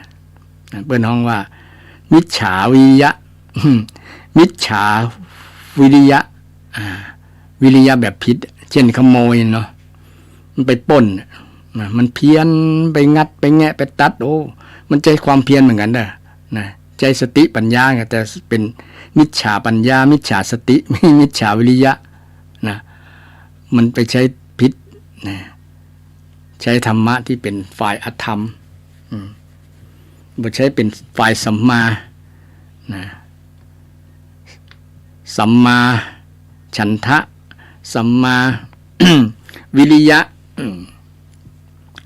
และสัมมาสมาธิสัมมาวิแล้วก็สัมมาปัญญาหรือว่าสัมมาวิมังสาคนเอาถ้านำธรรมะไปใจก็ยิงก็ใจอยู่นั่นแหละแต่เฮาบ่ฮู้ศรัทธาส่วนมากจะบ่ฮู้กันว่าเฮาใจธรรมะอยู่กับธรรมะนะศรัทธาฟังเทศนี่ก็ใช้ธรรมะอยู่ฟังใจธรรมะคือวิริยะฟังหูจดจ่อเสียงที่กำลังรับขึ้นวิทยุ104.5 เมกะเฮิรตซ์วัดฝายหินจึงมีพระครูสมุวิสุวัตรวรกิจโจเป็นนายสถานีก็มีความเพียรจนจำได้นะบางคนบอกหมุนขึ้นไปไหนละแจ้ไปนี่ตลอด ฟังคืนนี้ตลอดเลยคืนหุ่งตั้งแต่ตื่นนอนก็ฟังไปโตยทำงานไปโตยบางคนอนุโมทนาสาธุเนอะที่ใจหุ่มเป็นบอกว่าคนที่หุ่มทำเนี่ยจะนำให้สู่ความเจริญธรรมะกาโมภวังโหติผู้ใคร่ธรรมกาโมในที่นี้ใคร่ธรรมธรรมะกาโมผู้มีใคร่ธรรมคือชอบธรรมชอบธรรมะไม่ใช่ชอบอธรรมไม่ใช่ชอบบาปชอบบุญชอบบุญจะเป็นคนเจริญเป็นคนเจริญทุกด้านโดยเฉพาะเจริญทางด้านจิตใจเจริญสบายจิตใจเจริญก็คือจิตใจที่มีคุณภาพสมรรถภาพคุณภาพจิตใจเจริญอย่างคำภาวนาอาตมาเคยอู้ให้ศรัทธาญาติโยมบ่อยๆว่าภาวนาแปลว่า เจริญหรือว่าพัฒนานั่นเองภาวนาเนี่ยนะภาวนาต่อไปภาวนาเนอเนี่ยเป็นภาษาบาลีเหรอแปลว่าทำให้มีให้เป็นนะแปลว่าทำให้มีให้เป็นนะภูธาตุในความมีในความเป็นนะยุปัจจัยแปลงยุเป็นอนะนี่เป็นภาษาบาลีศรัทธาคงฟังบอกรู้เรื่องหรอกเนาะนะแต่วิเคราะห์ภาษาบาลีคำว่าภาวนาเพราะว่ามันคุ้นเคยหูบ่อยๆเอาต่อไปภาวนาเลยเจริญจิตตภาวนาเนี่ยจินพ่ออาจารย์พ่อนานมัคคณายกได้แนะนำต่อไปขอทุกท่านเจริญเมตตาภาวนาทานน้ำไมก็ฮือแล้วศีลไมก็สมาทานแล้วต่อไปขอทุกท่านเจริญจิตตภาวนาจิตตภาวนาจิตตภาวนาก็คือเจริญจิตพัฒนาจิตนั่นเองหรือว่าทำให้จิตมีอย่างพ่องมีความสงบถ้าเอาเจริญสมาธิมันก็ศรัทธาเจริญสมาธิก็สมาธิแปลว่าสมาธิเป็นภาษาบาลีนั่นแหละญาติโยมสมาธิแปลว่าอย่างศรัทธาใครที่ฟังอยู่ตอบได้เงินรางวัลน่ะ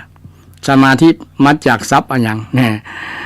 สมาธิมาจากทรัพย์อย่างสมาธิศรัทธาญาติโยมฟังอยู่ทุกวันทั้งวันสมาธิเนี่ยมาจากทรัพย์อย่างอาตมาเรียนบาลีมาก็อยากจะเพื่อแผ่ความรู้ให้ศรัทธาฟังสมาธิมาจากสังหรือว่าสมาก็ได้นะบทหน้าทาธาตุในความทรงไว้นะทามันอย่างเป็นทิล่ะคือมันมีลักษณะการประกอบทรัพย์การสนธิกันก็ดีสมาธิกันก็ดีนะทรัพย์สมาธิทรัพย์สนธิเนี่ยมันแปลงร่างก็มีหรอนะแปลงร่างสระอาเป็นสระอิหรือว่าลบสระอิเป็นลบอันนั้นออกนะลงอันนี้นะลงศัพท์ใหม่ลง พยัญชนะใหม่ลงสระใหม่นะหรือว่าลบนะมันหลายอย่าง วิธีลักไวยากรณ์เป็นแต่สรุปแล้วก็มาจากทาธาตุในความทรงไว้ทรงอย่างทรงคือทำตรึง ตรึงจิตไว้ทรงจิตไว้นะประคับประคองจิตไว้ให้ดีนั่นเองนะสมาธิก็แปลว่าการประคับประคองจิตไว้ทรงจิตไว้ให้ดีนะสังตัวนี้แปลว่าดีแปลว่านะงามก็ได้นะแต่ว่าในที่ให้ดีให้พร้อมก็ได้นะสั่งพร้อมกับดีนะให้พร้อมให้ดีให้สม่ำเสมอก็ได้สมะแปลว่าเสมอนะสมะตัวนี้นะสมาตัวนี้นะสมาธินะแปลว่าสมะเสมอทรงไว้ให้เสมอคือระดับคือเป็นปกติบอกคือมันขึ้นลงนะคือมันอยู่ในระดับเดียวกันที่เป็นว่าเป็นถึงความหมายว่าสมาธิคือจิตที่อยู่ในอารมณ์เดียวอยู่ในอารมณ์เดียวลมใดลมหนึ่งอย่างมั่นอย่างมั่นคือบ่หวั่นบ่ไหวนี่ความหมายของสมาธิสมาธิแปลว่าการทรงไว้ซึ่งจิตแบบเสมออย่างมั่นคงเสมออย่างดีสม่ำเสมออย่างดีอันนี้ความหมายหรือว่าแปลคำแปลของสมาธิศรัทธาท่านผู้ฟังไว้ใช่ว่ารู้ไว้ใช่ว่าใส่บาแบกหามสมาธินะจากนั้น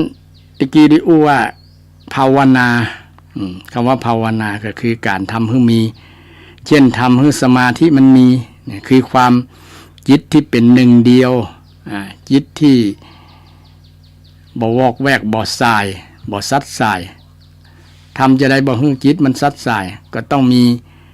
กุศโลบายหรือมีอุบายให้มันอยู่นะ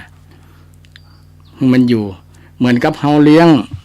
วัวเลี้ยงควายต้องมีเชือกผูกนะเชือกผูกมัดลักไว้มัดลักเอาไปมัดไว้ที่ลักไว้ที่ต้นไม้ก็ให้มันยึดบอกให้มันไปไหนปกติจิตมันก็จะพร้อมที่จะไปอยู่แล้วแต่ว่าให้มันมีลักที่จะมันเกาะอยู่ลักที่มันเกาะมันยึดลักที่มันยึด หลักที่จะยึดนี่มีตั้งนักหลายอย่างศรัทธาเช่นกสิน10อนุสติ10นี่เป็นต้นเนาะตั้ง40อย่างด้วยกันอสุภะ10เนี่ยเมตตาอันพรหมวิหาร4นะธาตุ4เป็นรวมกันแล้วก็40อย่างนะที่เป็นกุศโลบายที่จิตมันอยู่นิ่มอยู่นิ่งนะแต่ถึงกระนั้นก็อยู่บนนิ่งนะสักกรรมแล้วก็แวบไปละเพราะว่ามันเป็นธรรมชาติของจิตใจแม่ก็อย่างศรัทธาฟังอาตมาเนี่ยบางครั้งอาจจะคิดแวบไปคิดเรื่องอื่นเนาะนะแวบไปคิดเรื่องอื่นนั่นแหละโปรดเข้าใจว่าธรรมชาติของจิตมันเป็นลักษณะนั้นบ่มีเป็นกันทุกคนบ่มีชาติไหนภาษาไหนที่จะบ่เป็นนะเป็นเหมือนกันหมดนะจิตมันเป็นสภาพจะอันนะเดี๋ยวก็แวบไปคิดเรื่องนั้นแล้วก็แวบไปคิดเรื่องนี้ทีนี้เนี่ยจะได้บอกให้มันคิดนะบอกให้มันคิดนะมันอยู่กับอารมณ์ใดอารมณ์หนึ่งเช่นให้มันอยู่กับงานเนี่ยมันก็ญาติโยมอยู่ทำงานเช่นบางคนเย็บปักทักร้อยเย็บผ้าก็ทำการครัวเรือนกำลังแปลงกับข้าวกับปลากับหูอยู่จิตมันอยู่กับเนี่ยอยู่กับการกับงานกำลังทำเนี่ยนะก็อ่านหนังสือก็อยู่กับตัวหนังสืออยู่กับนั่นนะอยู่กับบทอยู่กับครูที่กำลังอธิบายนี่เป็นต้นนะนั่นแหละเป็นการเจริญสมาธินะแต่ที่เรามานั่งรับตานี่ก็คือการฝึกไงฝึกให้มันแล้วจะได้เป็นประโยชน์ที่ว่ามันได้โหชัดเจนได้ง่ายนะเพราะว่ามีครูบาอาจารย์แนะนำว่าเพิ่นจะมีตรวจอารมณ์นะเพิ่นว่านะสอบอารมณ์นะสอบอารมณ์ก็คือสอบจิตนั่นแหละนะจิตนะจิตมันอยู่อารมณ์อย่างนะอยู่กับอย่างนะไปคิดจะได้นะหรือบางคนได้หันอย่างพ่องบางคนนั่งสมาธิเพื่อจะหันเพื่อจะหันนิมิตก็หันหวยเบอร์ก็มีบางคนนั่งแล้วอยากจะหันเลขหันเบอร์อันนั้นเป็นว่าชอบเห็นไม่ใช่เห็นชอบแล้วนะถ้าเห็นชอบนี่จะเห็นธรรมชาติของจิตใจว่าจิตใจมันคิดจะได้นะจิตใจมันไปจะได้พ่องลักษณะของจิตมันเป็นลักษณะนี้แล้วนะแล้วมันมีอย่างธรรมชาติอารมณ์ที่เกิดกับจิตมันมีอย่างพ่องนะเช่นนิวรณ์5เป็นต้นเนี่ยเนาะนิวรณ์5มีกามฉันท์นี่กามฉันท์มันจิตมันไปกับรูปกับรสกับเสียงกับกลิ่นนี่มันเป็นจานมันพอใจในสิ่งนั้นนะมันไปชอบไปเพลินเป็นว่าไปเพลินภาษาพระไปเพลินในรูปในรสในเสียงในกลิ่นนะในสัมผัสนุ่มอ่อนแข็งเนี่ยมันไปติดนะจิตไปอยู่จากนั้นง่ายนะอันนี้เป็นอุปสรรคในการเจริญสมาธินะถ้ามีกามฉันท์ถ้ามีพยาบาทซ้ำให้นะจิตใจขุ่นมัวบทชอบขี้มิ่งขี้โคดมูเนี่ยนะโอ้ทำสมาธิได้ยากศรัทธาเป็นอุปสรรคเป็นห้องว่าวพยาบาทนะจิตมันถึงความแปลกพยาบาทแปลว่าสภาพที่เป็นถึงความแปลกพยาบาทมาจากวินะปาทะวิเศษแจ้งต่างนะปาทะในความถึงซึ่งความต่างจิตมันถึงซึ่งความต่างนะก็คือจิตมันซัดสายมันปฏิฆะนะมันกระทบกระทั่งด้วยอารมณ์บ่ชอบอารมณ์ฉุนเฉียวอารมณ์ชิงชังโดยเฉพาะอารมณ์พยาบาทอาฆาตนี่นะสำคัญคนที่จะเจริญสมาธินี่โปรดคิดว่าทำยากนะเช่นคนขี้มิ่งขี้โคดนี่โอ้คือนั่งสมาธิยังแล้วเลยญาติโยมมันถึงเป็นอริต่อกันทำยากฉะนั้นคนที่มีอารมณ์ขี้โคดขี้มิ่งเนี่ยมันเป็นตระกูลเดียวกับพยาบาทนะมันทำสมาธิยากนะอันนี้ต้องถามอาจารย์พระครูสุไม่ได้ครับเกี่ยวกับเรื่องนิโรธเรื่องเรื่องนิวรณ์ครับนิวรณ์ขี้โคตรขี้มิ่งครับมันเป็นอุปสรรคในการทำสมาธิครับคนขี้โคตรขี้มิ่งไหมก็ครับครับคืออารมณ์ที่มันพุ่งพล่านขึ้นมานี่มันก็เหมือนกับขาดสติแล้วเนาะครับผม เหมือนกรณีที่มันยิงกันอ่ะ มันพุ่งพล่านขึ้นมา ครับ นะครับ เพราะฉะนั้นมันจึงมีคำว่านิวรณ์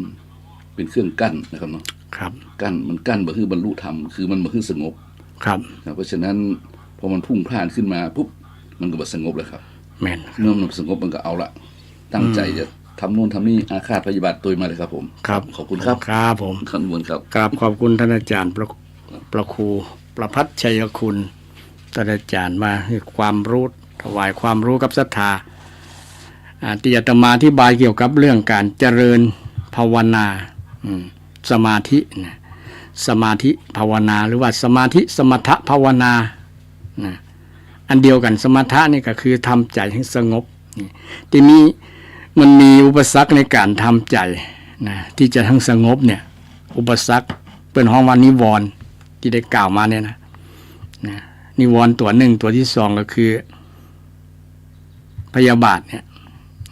พยาบาทจิตอาฆาตมาดร้ายบ่พอใจอย่างที่เป็นกรณีของการคดีที่เกิดมาในสัปดาห์ผ่านมาเนี่ยเนาะคดีฆ่ากันคดีอย่างนี้เนี่ยนะจิตมัน คนที่มีจิตลักษณะนี้นะจะเจริญสมาธิยากนะแทบจะบ่ได้นะยากแต่ก็บอกบ่เรือบากกว่าแรงถ้าคนนั้นได้มีความชอบในการฟังเทศน์ฟังธรรมอยู่กับบัณฑิตนะโดยเฉพาะฟังคำสอนของพระพุทธเจ้าเนี่ยคนนั้นก็จะได้ เกิดความสงบทางใจนะความคิดได้เกิดสติปัญญานะว่าโอ้นะเฮาที่ผ่านมาเนี่ยเฮาเดินทางผิดแล้วในประมาณนั้นนะก็จะได้เกิดศรัทธาต่อคำสอนของพระพุทธเจ้าเมื่อได้ฟังคำสอนฟังสุตตะนะคือฟังคำสอนนะสุตตะแปลว่าฟังเนาะฟังคำสอนของพระพุทธเจ้านะคำสอนเป็นได้ถึงฟังคำสอนเพราะว่าคำสอนของพระเจ้ามันถูกต้องอย่างที่กล่าวมาในพุทธคุณพระเจ้าตรัสรู้ดีถูกต้องแล้วนะบ่มีไผแย้งได้นะบ่มีไผโต้แย้งขัดแย้งมาง้างมางัดได้เพราะมันถูกนะท้าทายมาตั้ง 2,000 กว่าปีแล้วบ่หันว่ามีไผมาขัดแย้งโดยเฉพาะหลักใหญ่ๆที่เป็นคำสอนหลักใหญ่ๆก็คืออนิจจังทุกขังอนัตตาเนี่ยนะบ่มีไผขัดแย้งได้เลยศรัทธาโดยเฉพาะเรื่องกรรมนี่แหละนะจะไม่มีคนแย้งนะฉะนั้นเมื่อเราหมั่นฟังเทศน์ฟังธรรมกันนะมันก็จะเป็นผลอย่างหนึ่งนะสำหรับที่จะทำให้เราเกิดศรัทธาในการที่จะบำเพ็ญเพียรเจริญภาวนาเจริญสมาธิภาวนานะแต่ก็ให้เข้าใจว่าอุปสรรคในการเจริญสมาธิภาวนานะมันมีอยู่5อย่างเป็นน้องว่าภาษาพระเป็นน้องว่านิวรณ์ทำมันกั้นจิตนะบอกให้เกิดสมาธินั่นเองนะถ้ามีสิ่งเหล่านี้นะมันจะบ่เกิดสมาธินะมันบ่เกิดสมาธินะสมาธิจะบ่เกิดนะมีความอาฆาตมาดร้ายคนที่ จองเวรจองกรรมกันคนนี้นั้นลองไปขึ้นนั่งรับตาสมาธิกันนึกถึงแต่คน คนที่เป็นอริกันแล้วล่ะนะเป็นศัตรูกันนะหันรับตาเมื่อใดก็หันกันหน้าคนเนี้ย มันเป็นลักษณะนั้นรับตามันบอกพุทโธสักคำเป็นพุทโธพุทโธนะพุทโธบ่เกิดเลยนะเป็นพุทโธพุทโธนะ โธไว้นะ แต่ที่จะเกิดพุทโธนะรู้ตื่นเบิกบานพุทโธรู้ตื่นเบิกบานนะหรือว่าเย็นสะอาดสว่างสงบหายใจเข้าหายใจออกก็เบาหายใจเข้าก็สบายออกก็เบาเข้าสบายออกเบาเข้าสบายมันบอกเป็นจานจักรรมเพราะว่ามันมีนิวรณ์นะมีนิวรณ์ในขณะทำสมาธินะศรัทธาลองสังเกตตัวเก่าบ่สังเกตไผแล้วนะเพราะว่าบ่มีไผที่รู้จิตใจเฮาเวลาเฮานั่งสมาธินะเฮาคิดอย่างอยู่นะนิวรณ์ทั้ง5นี่มีเกิดกับใจเฮาก็ถ้ามีก็ควรหาทางแก้หาทางแก้ การแก้ที่ดีก็คือฟังเทศน์ฟังธรรมนะให้เข้าใจถูกต้องนะให้เข้าใจโดยเฉพาะเข้าใจจิตตัวเก่าเนี่ยแหละโอ้มันมีนี่เราต้องได้ยอมรับแล้วก็จะปรับตัวนะยอมรับแล้วก็จะปรับตัวเพราะว่ามันมีแต่ลอยตัวนี้นะมันเป็นอุปสรรคปัญหาเป็นมาร เป็นมารมาผจญในการเจริญสมาธิภาวนานะมีทุกคนนะศรัทธาโดยเฉพาะนิวรณ์เนาะนิวรณ์โดยเฉพาะข้อแรกเนี่ยนะมีทุกคนนะบางคนนั่งนะอยากนั่งสบายนะอาการอยากนั่งสบายนี่ก็มันก็เป็นอุปสรรคหนึ่งของว่าเกิดความพอใจในกามฉันท์ในรูปรสกลิ่นเสียงสัมผัสอยากจะสัมผัสนุ่มๆนั่งนุ่มๆเนี่ยก็เป็นอุปสรรคละเมื่อเป็นนั่งแข็งๆนั่งไม้แป้นบ่ได้นั่งเสื่อบางๆแข็งเจ็บเวลานั่งคดถวายนั่งแตบเนี่ยปวดแข้งปวดขามันบ่เกิดสมาธิแล้วเพราะว่ามันยังติดนี่อยู่แต่คนที่บ่มีใจติดในเรื่องกามฉันท์เนี่ยนะกามฉันท์จะนั่งไหนก็ได้จะนอนก็ได้จะอยู่ที่ไหนก็ได้นั่งบนบะหินก็เป็นสมาธิเพราะว่าบ่ติดในกามฉันท์นี่กามฉันท์ก็เป็นนิวรณ์ข้อแรกเลยล่ะนิวรณ์ถ้าลองสังเกตว่าเฮาติดในเรื่องหมู่นี้ก็แอร์บ่เย็นนั่งบ่ได้นั่งห้องแอร์ก็บ่เป็นสมาธิร้อนขนาดนี้ก็ยากนะจะทำสมาธิได้ไหมก็ติดความเย็นติดแอร์ซะแล้วบางแห่งเพิ่นปฏิบัติธรรมมีแอร์ก่อนละห้องแอร์นั่งสบายเมื่อไปนั่งที่อื่นนะนั่งห้องพัดลมบ่ได้นะร้อนนะเหงื่อพึ่ง เหงื่อเต็มนะเต็มหน้าย้อยป๊บ เพราะติดในความสบายนะสรุปก็คือติดความสบายนั่นเองเนาะกามฉันท์นะกามฉันท์มันเป็นนิวรณ์เวลาจะทำสมาธิเนี่ยทำยากจะสำเร็จยากนะอันนี้ลองสังเกตเฮาเนอะศรัทธาท่านผู้ฟังนะไปฟังแล้วอยากจะเสริมเพิ่มเติมเท่าใดก็เรียนเชิญเจริญพรได้เนอะ053114332นะยังมีเวลาอยู่15นาทีนะช่วงสุดท้ายนะวันนี้ฟังกันพ่องบ่ฮู้เนาะถ้า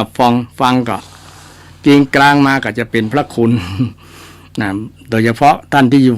ไกลๆอยู่คนไกลๆอำเภอเป็นต่างจังหวัดก็ดีเนาะได้ฟังธรรมะขึ้น 104.5 เมกะเฮิรตซ์เดี๋ยวนี้เปิ้นมีการลิงก์กันนะขึ้นสีขาวด้วยหรอเนาะผ่านไปหลายจังหวัดก็มีดังบางวันนะแต่เป็นบางวันก็บ่ลิงก์กันไปหมดคือบอกเป็นเครื่องข่ายบ่โยงใยนะอาจจะฟังได้เฉพาะรัศมี15กิโลนะภายในอำเภอเมืองดอยสะเก็ดแม่ริมสันกำแพงสารปีห่างดงประมาณนี้นะบอกไกลเกิน15กิโลเมตรก็พอฟังได้ศรัทธาที่อยู่ตั้งไกลๆฟังเป็นประจำก็ไลน์มาก็ดีเหมือนกันเนอะ053114332วันนี้เรื่องนึกถึงพระรัตนตรัยลายพุทธแล้วเนาะก็จะเป็นประจำอยู่ละเพราะว่าเพื่อมันจำได้จนศรัทธาจำเนี่ยพระรัตนตรัยเป็นที่พึ่งเป็นสรณะอันสูงสุดของชาวพุทธเนี่ยโดยเฉพาะเรานึกถึงพระธรรมเนี่ยตะกี้นึกถึงพระธรรมก็ให้นึกถึงการคำสอนที่พระเจ้าสอนไว้โดยเฉพาะเรื่องการเจริญภาวนานะสมถภาวนาและก็วิปัสสนาภาวนาภาวนามี2อย่างนะภาวนามี2อย่างก็มีศรัทธาโทรศัพท์มาขอรับโทรศัพท์ก่อนเนิ่งเจริญปอนกับนักพิการทั้ง2รูป2ตนนะเจ้าวัดท่าจางมาตุยกาประพาสมาตะกี้นะอ๋อ ได้มันฟังแม่เขาบาโฮบาลีกับโฮกับมันท่านพระครูเขาแปลให้ฟังเนี่ยกะ กะ ดีแล้วเนาะ เออ การฟังธรรมนี่มันก็ได้หลายอย่างบาโฮพ่อแม่เขาไม่ได้เรียนโลก แม่นเขาทั้งโลกอะเนาะ แม่นก็เป็นโอกาสดีนะก็จะได้อธิบายให้ฟังเนาะว่าภาษาคำว่า อย่างเช่น เป็นพระอาจารย์กับมาตัวกะ แม่นเป็นกรรมาแจมตัวตะกี้นะนั่นทำพอดีเพิ่นเตียวผ่านมานี่ก็เลย แม่ให้กำลังใจแม่ฟังกะ ฟังหน่อ จ้า ฟังชัดกว่าวันนี้อ่ะ ฮะ ฟังชัดกว่า ชาติกับแม่อยู่ทางซ้ายพี่นังชาติกับฝ่ายหินจะชัดเจนนะ ชัดเจนเนาะ เพราะถ้าบางคนบันไลไปไหนอะฟังก็ฝ่ายหินน่ะ จ้ะขึ้นอื่นบ่ไปเลยนะคน จ้ะ เท่าหมู่โอ้78 อนุโมทนาสาธุเน้อติดีแตะเนาะเจริญพร เจ้า สาธุนี่ก็มีศรัทธาเจริญพรโทรมาถามโทรมาสนทนาเนาะเจริญพร เจ้าไว้สาเจ้า จากตีใดเนาะ จากทางปักตังจังเขียนเจ้าในเวียง อ๋อในเวียงนี่ชัดเจนก่อ ชัดเจนเจ้า ฟังแล้วเป็น ที่ท่านว่าตะกี้เนี่ยอย่างมันก็ตึงมีนิวรณ์เนาะ แม่น นาดไหว้พระสวดมนต์เมื่อคืนเนี่ยก่อนเขาจะเริ่มนั่งสมาธิได้สักกรรมเดี๋ยวมาถึงคันนะละ อันนั้นแหละบะสติบอกให้ตั้งสมาธิบ่มีเนาะความนิ่งบ่มีจิตใจบ่นิ่งเนาะเจริญพรเขาฟังอยู่นะเจ้า เจริญพรอนุโมทนาสาธุเน้อเนี่ยโยมว่าเวลานั่งแล้วมีมดมีอย่างมากนั่นน่ะมันจะเป็นอุปสรรคเป็นนิวรณ์อย่างหนึ่ง แล้วทำให้บ่มีสมาธิเนาะจิตใจบ่นิ่งนะไปจิตไปอยู่กับความคันนั่นนะ ไปสนใจจิตไปอยู่ที่คันที่มดครบเนาะมดมันครบเลยจิตเลื่อนไปอยู่ที่หันแทนที่จะมาอยู่ที่หูดังลมหายใจ ลมหายใจที่เฮาบริกรรมที่ก็นบคันหนอไปหายไปแม่นละการอาจารย์เป็นการเสนอคือ เป็นแนะนำคือภาวนาว่าคันหนอเพราะว่าจะได้ฮู้ได้เจริญวิปัสสนาไปด้วยเนาะวิปัสสนาแปลว่ารู้แจ้งนะญาติโยมวิแปลว่าวิเศษแจ้งต่างปัสสนาแปลว่ารู้ทั่วนะญาธาตุในความรู้วันนี้เห็นบาลีหลายศัพท์แล้วนะญาติโยมนะภาษาบาลีหลายศัพท์เพราะว่านำมาใช้เป็นประโยชน์เพราะว่าอาตมาเรียนบาลีมาก่อนอยากจะมอบธรรมะนะธรรมะก็คือความรู้นะธรรมะคือความรู้คือกับศรัทธาท่านผู้ฟังเป็นประโยชน์รู้ไว้ใช่ว่าใส่บาปแบกหามเนาะภาวนามีสองอย่างเนี่ยสมถะภาวนาสมถะแปลว่าสงบนะอุบายให้สงบนะอุบายที่จะทำให้จิตสงบแปลว่าอันเป็นห้องว่าสมถะภาวนานะอุบายที่จะทำให้เกิดเจริญสติเกิดเจริญปัญญาคือความรู้เจริญปัญญาก็คือเป็นห้องว่าวิปัสสนาภาวนานะวิปัสสนาภาวนาเช่นเวลามดครบเฮาก็เปลี่ยนจากสมถะมาเป็นวิปัสสนาคือรู้การรู้ว่าคันว่ามดครบเนี่ยเกิดสติได้เลยเหรอรู้นะระลึกรู้ว่านี่มดกำลังครบยุงกำลังครบเนี่ยหรือว่าอย่างกำลังเกิดขึ้นกับร่างกายของเฮาเนี่ย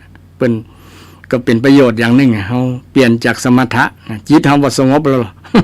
เปลี่ยนมาจิตรู้เป็นสติแทนเจริญสติปัญญาแทนเมื่อเจริญสติสัมปชัญญะคือปัญญาก็เกิดขึ้นสติกับสัมปชัญญะมันจะมาพร้อมๆกันเจริญวิปัสสนาไปในตัว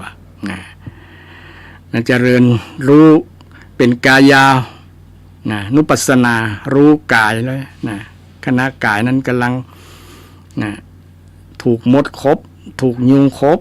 ยุงขบยุงกัด ก็เป็นการเจริญแต่อย่าไปปาณาติบาตอย่าไปฆ่ามันก็เคลียร์หรือว่าไล่มันออก เพราะบางทีมันเกิดนิวรณ์ตัวหนึ่งก็คือพยาบาทพยาบาทก็คืออาฆาตมาดร้ายจะฆ่ามันนะก็เป็นอุปสรรคในการเจริญสมาธินะเพราะว่าถ้าเอาไปฆ่ามันนะจะเป็นอุปสรรคในการเจริญสมาธินะเจริญสมาธิเพราะ สมาอันวิปัสพยาบาทเนี่ยมันเป็นนิวรณ์นะธรรมที่กั้นที่ขวางที่เติก ภาษาของมันเติกมันขวางมันมาเติกมันมาบังเนาะบังบ่ให้สมาธิเกิดนะบ่ให้ปัญญาเกิดนี่แต่นั้นฮู้ไว้เนาะเวลาเฮานั่งเนี่ยเฮาจะฮู้ได้ไงก็ฮู้ด้วยตัวเฮาเองน่ะเฮาสังเกตนะวันนี้เฮานั่งเฮาเลือกตี้ก็เฮาที่ไหนเฮาจะนั่งมันสงบนะฉะนั้นเพิ่นถึงตีที่จะสงบได้ตีเช่นเรือนว่างพุทธเจ้าบอกว่าเรือนว่างที่โคนต้นไม้กาตีเดี๋ยวนี้มันหายากเนาะเอากับห้องเป็นส่วนตัวนะห้องอยู่ในห้องพระเนาะห้องพระนั่งเงียบๆคนเดียวเนี่ยลองดูนั่งพอใจตัวเก่าตัวนะนั่งพอนิวรณ์เนี่ยนั่งพอนิวรณ์นะนิวรณ์อันไหนมันจะเกิดกับจิตใจเฮาถ้ามันมีนิวรณ์สมาธิบ่เกิดแน่นอนเพราะว่ามันเป็นคู่อริกันนะญาติโยมท่านผู้ฟังทั้งหลายนะทินมิทะเวลามีอาการง่วงเหงาหานอนซึมไม่นะจิตมันบ่พร้อมที่จะเจริญนะมันก็เป็นอุปสรรคปัญหาเช่นเดียวกันนอกจากเขาจะเจริญสมาธิแบบนอนไปเลยถ้าใครรับนะนอนสมาธิ สตาบางคนชอบกับนอนสมาธิจะได้รับไปเลยนะนอนสมาธินอนตรวจดูนิวรณ์ด้วยเนาะถ้าเอานั่งมันเมื่อยหรอเปลี่ยนอิริยาบถได้นะแต่มันจะบหันวิปัสสนาบ่เป็นวิปัสสนาถ้านั่งมันเมินเนี่ยจะหันวิปัสสนาเพราะว่ามันจะหันทุกข์ไงญาติโยมนะความเจ็บแข้งเจ็บขาเนี่ยมันเป็นความรู้ชนิดหนึ่งที่มันเกิดกับนะมันเป็นอาการมันเป็นอารมณ์นะเป็นสภาวะชนิดหนึ่งเกิดกับร่างกายของเรานะมันปวดนะบางคนทดสอบขันติบารมีตัวเก่านั่งจนว่าเน็บมันกินแล้วมันลืมกินมันเลือดมันค่อยขยับขยายไปจนหายไปนะชนะไปก็มีบางคนนั่งเป็น 2-3 ชั่วโมงนะบ่ไหวบ่ติงจังไรเลยนะได้อารมณ์ได้สมาธิดีเพราะว่านิวรณ์บอกมารบกวนนะบอกมารบกวนมีศรัทธาโทรศัพท์มาเจริญพรเจ้าไว้สาเจ้าเจริญพรจากทางไหนเนี่ยโยมฟังจากอัน104เนี่ยเจ้าเจริญในเวียงเจ้าในเวียงเนาะเจ้าฟังแล้วก็ม่วนดีได้ความรู้จ้ะเจ้าเจริญพรฟังเป็นประจำอยู่เนาะเจ้าชอบอันที่ท่านบอกว่าอันเทคนิคในการทำงานเนี่ยเจ้าต้องมีวิริยะเจ้าเนี่ยต้องมีความเพียรต้องทำติดต่อกันอย่างเจริญพรก็ว่าอันลายคำอู้ที่ท่านอู้มานี่ข้าเจ้าก็จดไว้แล้วก็เอาไว้อ่านอันนั้นเป็นคำสอนของพระเจ้าเนอะสันทะวิริยะจิตตะวิมังสาอาตมาก็อธิบายเพิ่มเติมแม่เนาะจะอธิบายเพิ่มเติมก็มันก็เข้ากับท้องว่าการดำรงชีวิตของคนในปัจจุบันใช่คนยกตัวอย่างเจริญพรเป็นปุกลาธิฐานใจในชีวิตประจำวันได้ดีเจริญพรปกติธรรมะของพระเจ้าก็ใช้เป็นประจำอยู่แล้วแต่ว่าเขาบ่ฮู้บ่ได้เนาะไม่รัดบางครั้งเขาก็ทำไปตามปกตินะเจ้าแม่นพระเจ้าฟังมาหลายพระหลายองค์ที่เปิ้นมาเล่าให้ญาติโยมฟังนี่คือที่จริงก็คือเขาทำอยู่แล้วใช่เจริญพรเขาบางครั้งเขาบ่มีความรู้บ่ได้แยกแยะว่าเจริญพรตีกาอันอย่างกาอย่าเจ้าใช่แต่ก็มีความรู้เพิ่มขึ้นแล้วก็จะได้เพิ่มการปฏิบัติให้มันดีให้มันถูกต้องขึ้นยินดีเนอะเจริญพรเจ้าไว้สัตว์เจ้าเจริญพรสาธุก็อนุโมทนาที่โยมฟังแล้วเข้าใจเนาะแล้วนำไว้ไปปรับต่อไปใจในชีวิตประจำวันตัวเก่าต่อไปนะเป็นประโยชน์นะการฟังเทศน์ฟังธรรมจึงเป็นอานิสงส์นะมีอานิสงส์ที่บอกว่าได้ฟังสิ่งใหม่ได้เข้าใจสิ่งเก่าได้บรรเทาความกังขาได้ปัญญาสำลิดได้จิตผ่องใสได้5 ประการนะ ได้ฟังสิ่งใหม่ซับแสงสิ่งใหม่ต่างๆหรือว่าการอธิบายแบบใหม่ๆที่เราบ่เคยฟังอธิบายก็จะได้ฟังบางอย่างมันฟังเคยฟังแล้วก็ฟังซ้ำแหมก็เข้าใจนะเมื่อเข้าใจแล้วก็จิตใจก็สบายนะเข้าใจแล้วก็เกิดปัญญาเกิดปัญญาสำลิดได้จิตผ่องใสนะปิดจิตใจก็ผ่องใสสบายฟังม่วนสบายนี่เป็นอานิสงส์ฟังเทศน์บางคนฟังโดยเฉพาะฟังธรรมคำสอนของพระเจ้าฟังแล้วก่อนฟังนั้นมีน้ำหูน้ำตานะมีความทุกข์โศกอยากจะลาโลกไปก็มีบางคนคิดสั้นบางคนฟังแต่ก่อนหน้าจะฟังเป็นโจรนะฟังแล้วเป็นพระอรหันต์ ฟังแล้วเป็นพระอรหันต์ก็มีนะมีหลายอันนี้เป็นประโยชน์จากการฟังเท่านั้นนะบ่ได้เกิดจากอย่างเลยฟังนะเพื่อน้องสั่งสมสุตตะฟังธรรมคำสอนของพระพุทธเจ้านะฟังคำสอนของพระพุทธเจ้าเพราะว่าเป็นได้ถึงฟังคำสอนของพระเจ้านั้นเป็นพระอรหันต์นะบ่ผิดสักคำนะญาติโยมถูกโมดนะบ่มีภัยขัดแย้งนะที่พุทธเจ้านะแล้วทำความจริงสัจธรรมนะที่มันมีอยู่แล้วแต่พระองค์ได้ไปเจอนะได้ไปค้นเจอคนเดียวของพระองค์เนี่ยตรัสรู้เองเนี่ยนะตรัสรู้เองโดยชอบนะแล้วก็มาบอกนี่พุทธบริษัททั้งหลายมีภิกษุภิกษุณีบาศกอุบาสิกามาฟังแล้วก็มาพิจารณาว่ามันเป็นประโยชน์นะกับชีวิตของเราก่อนได้นำทำถ้ามันเป็นประโยชน์ก็จะได้นำทำคำสอนที่พระองค์ได้ชี้แนะชี้นำนั้นนำไปดำเนินชีวิตต่อไปนะศรัทธาฟังแล้วเป็นจะได้กับกลิ้งกลางมาเนอะศรัทธาเหลืออยู่ฟังจัดรายการไปก็เวลาก็หมดละเนาะศรัทธานะขอนำรายการธรรมะเพื่อสืบสานและเพิ่มแรงบันดาลใจจากวัดชัยสถานจากท่านผู้ฟังไปก่อนวันพุธหน้ามาปะกันใหม่วันนี้บ่ท่าวันหน้ามาแหม นะปะกันวันพุธหน้าเนอะศรัทธาวันนี้ขอทุกท่านสุขภาพร่างกายสมบูรณ์นะมีโชคมีใจเจริญไปด้วยอายุวรรณะสุขะพระปฏิภาณธรรมสารคุณสารสมบัติทุกท่านทุกคนเทินเจริญพร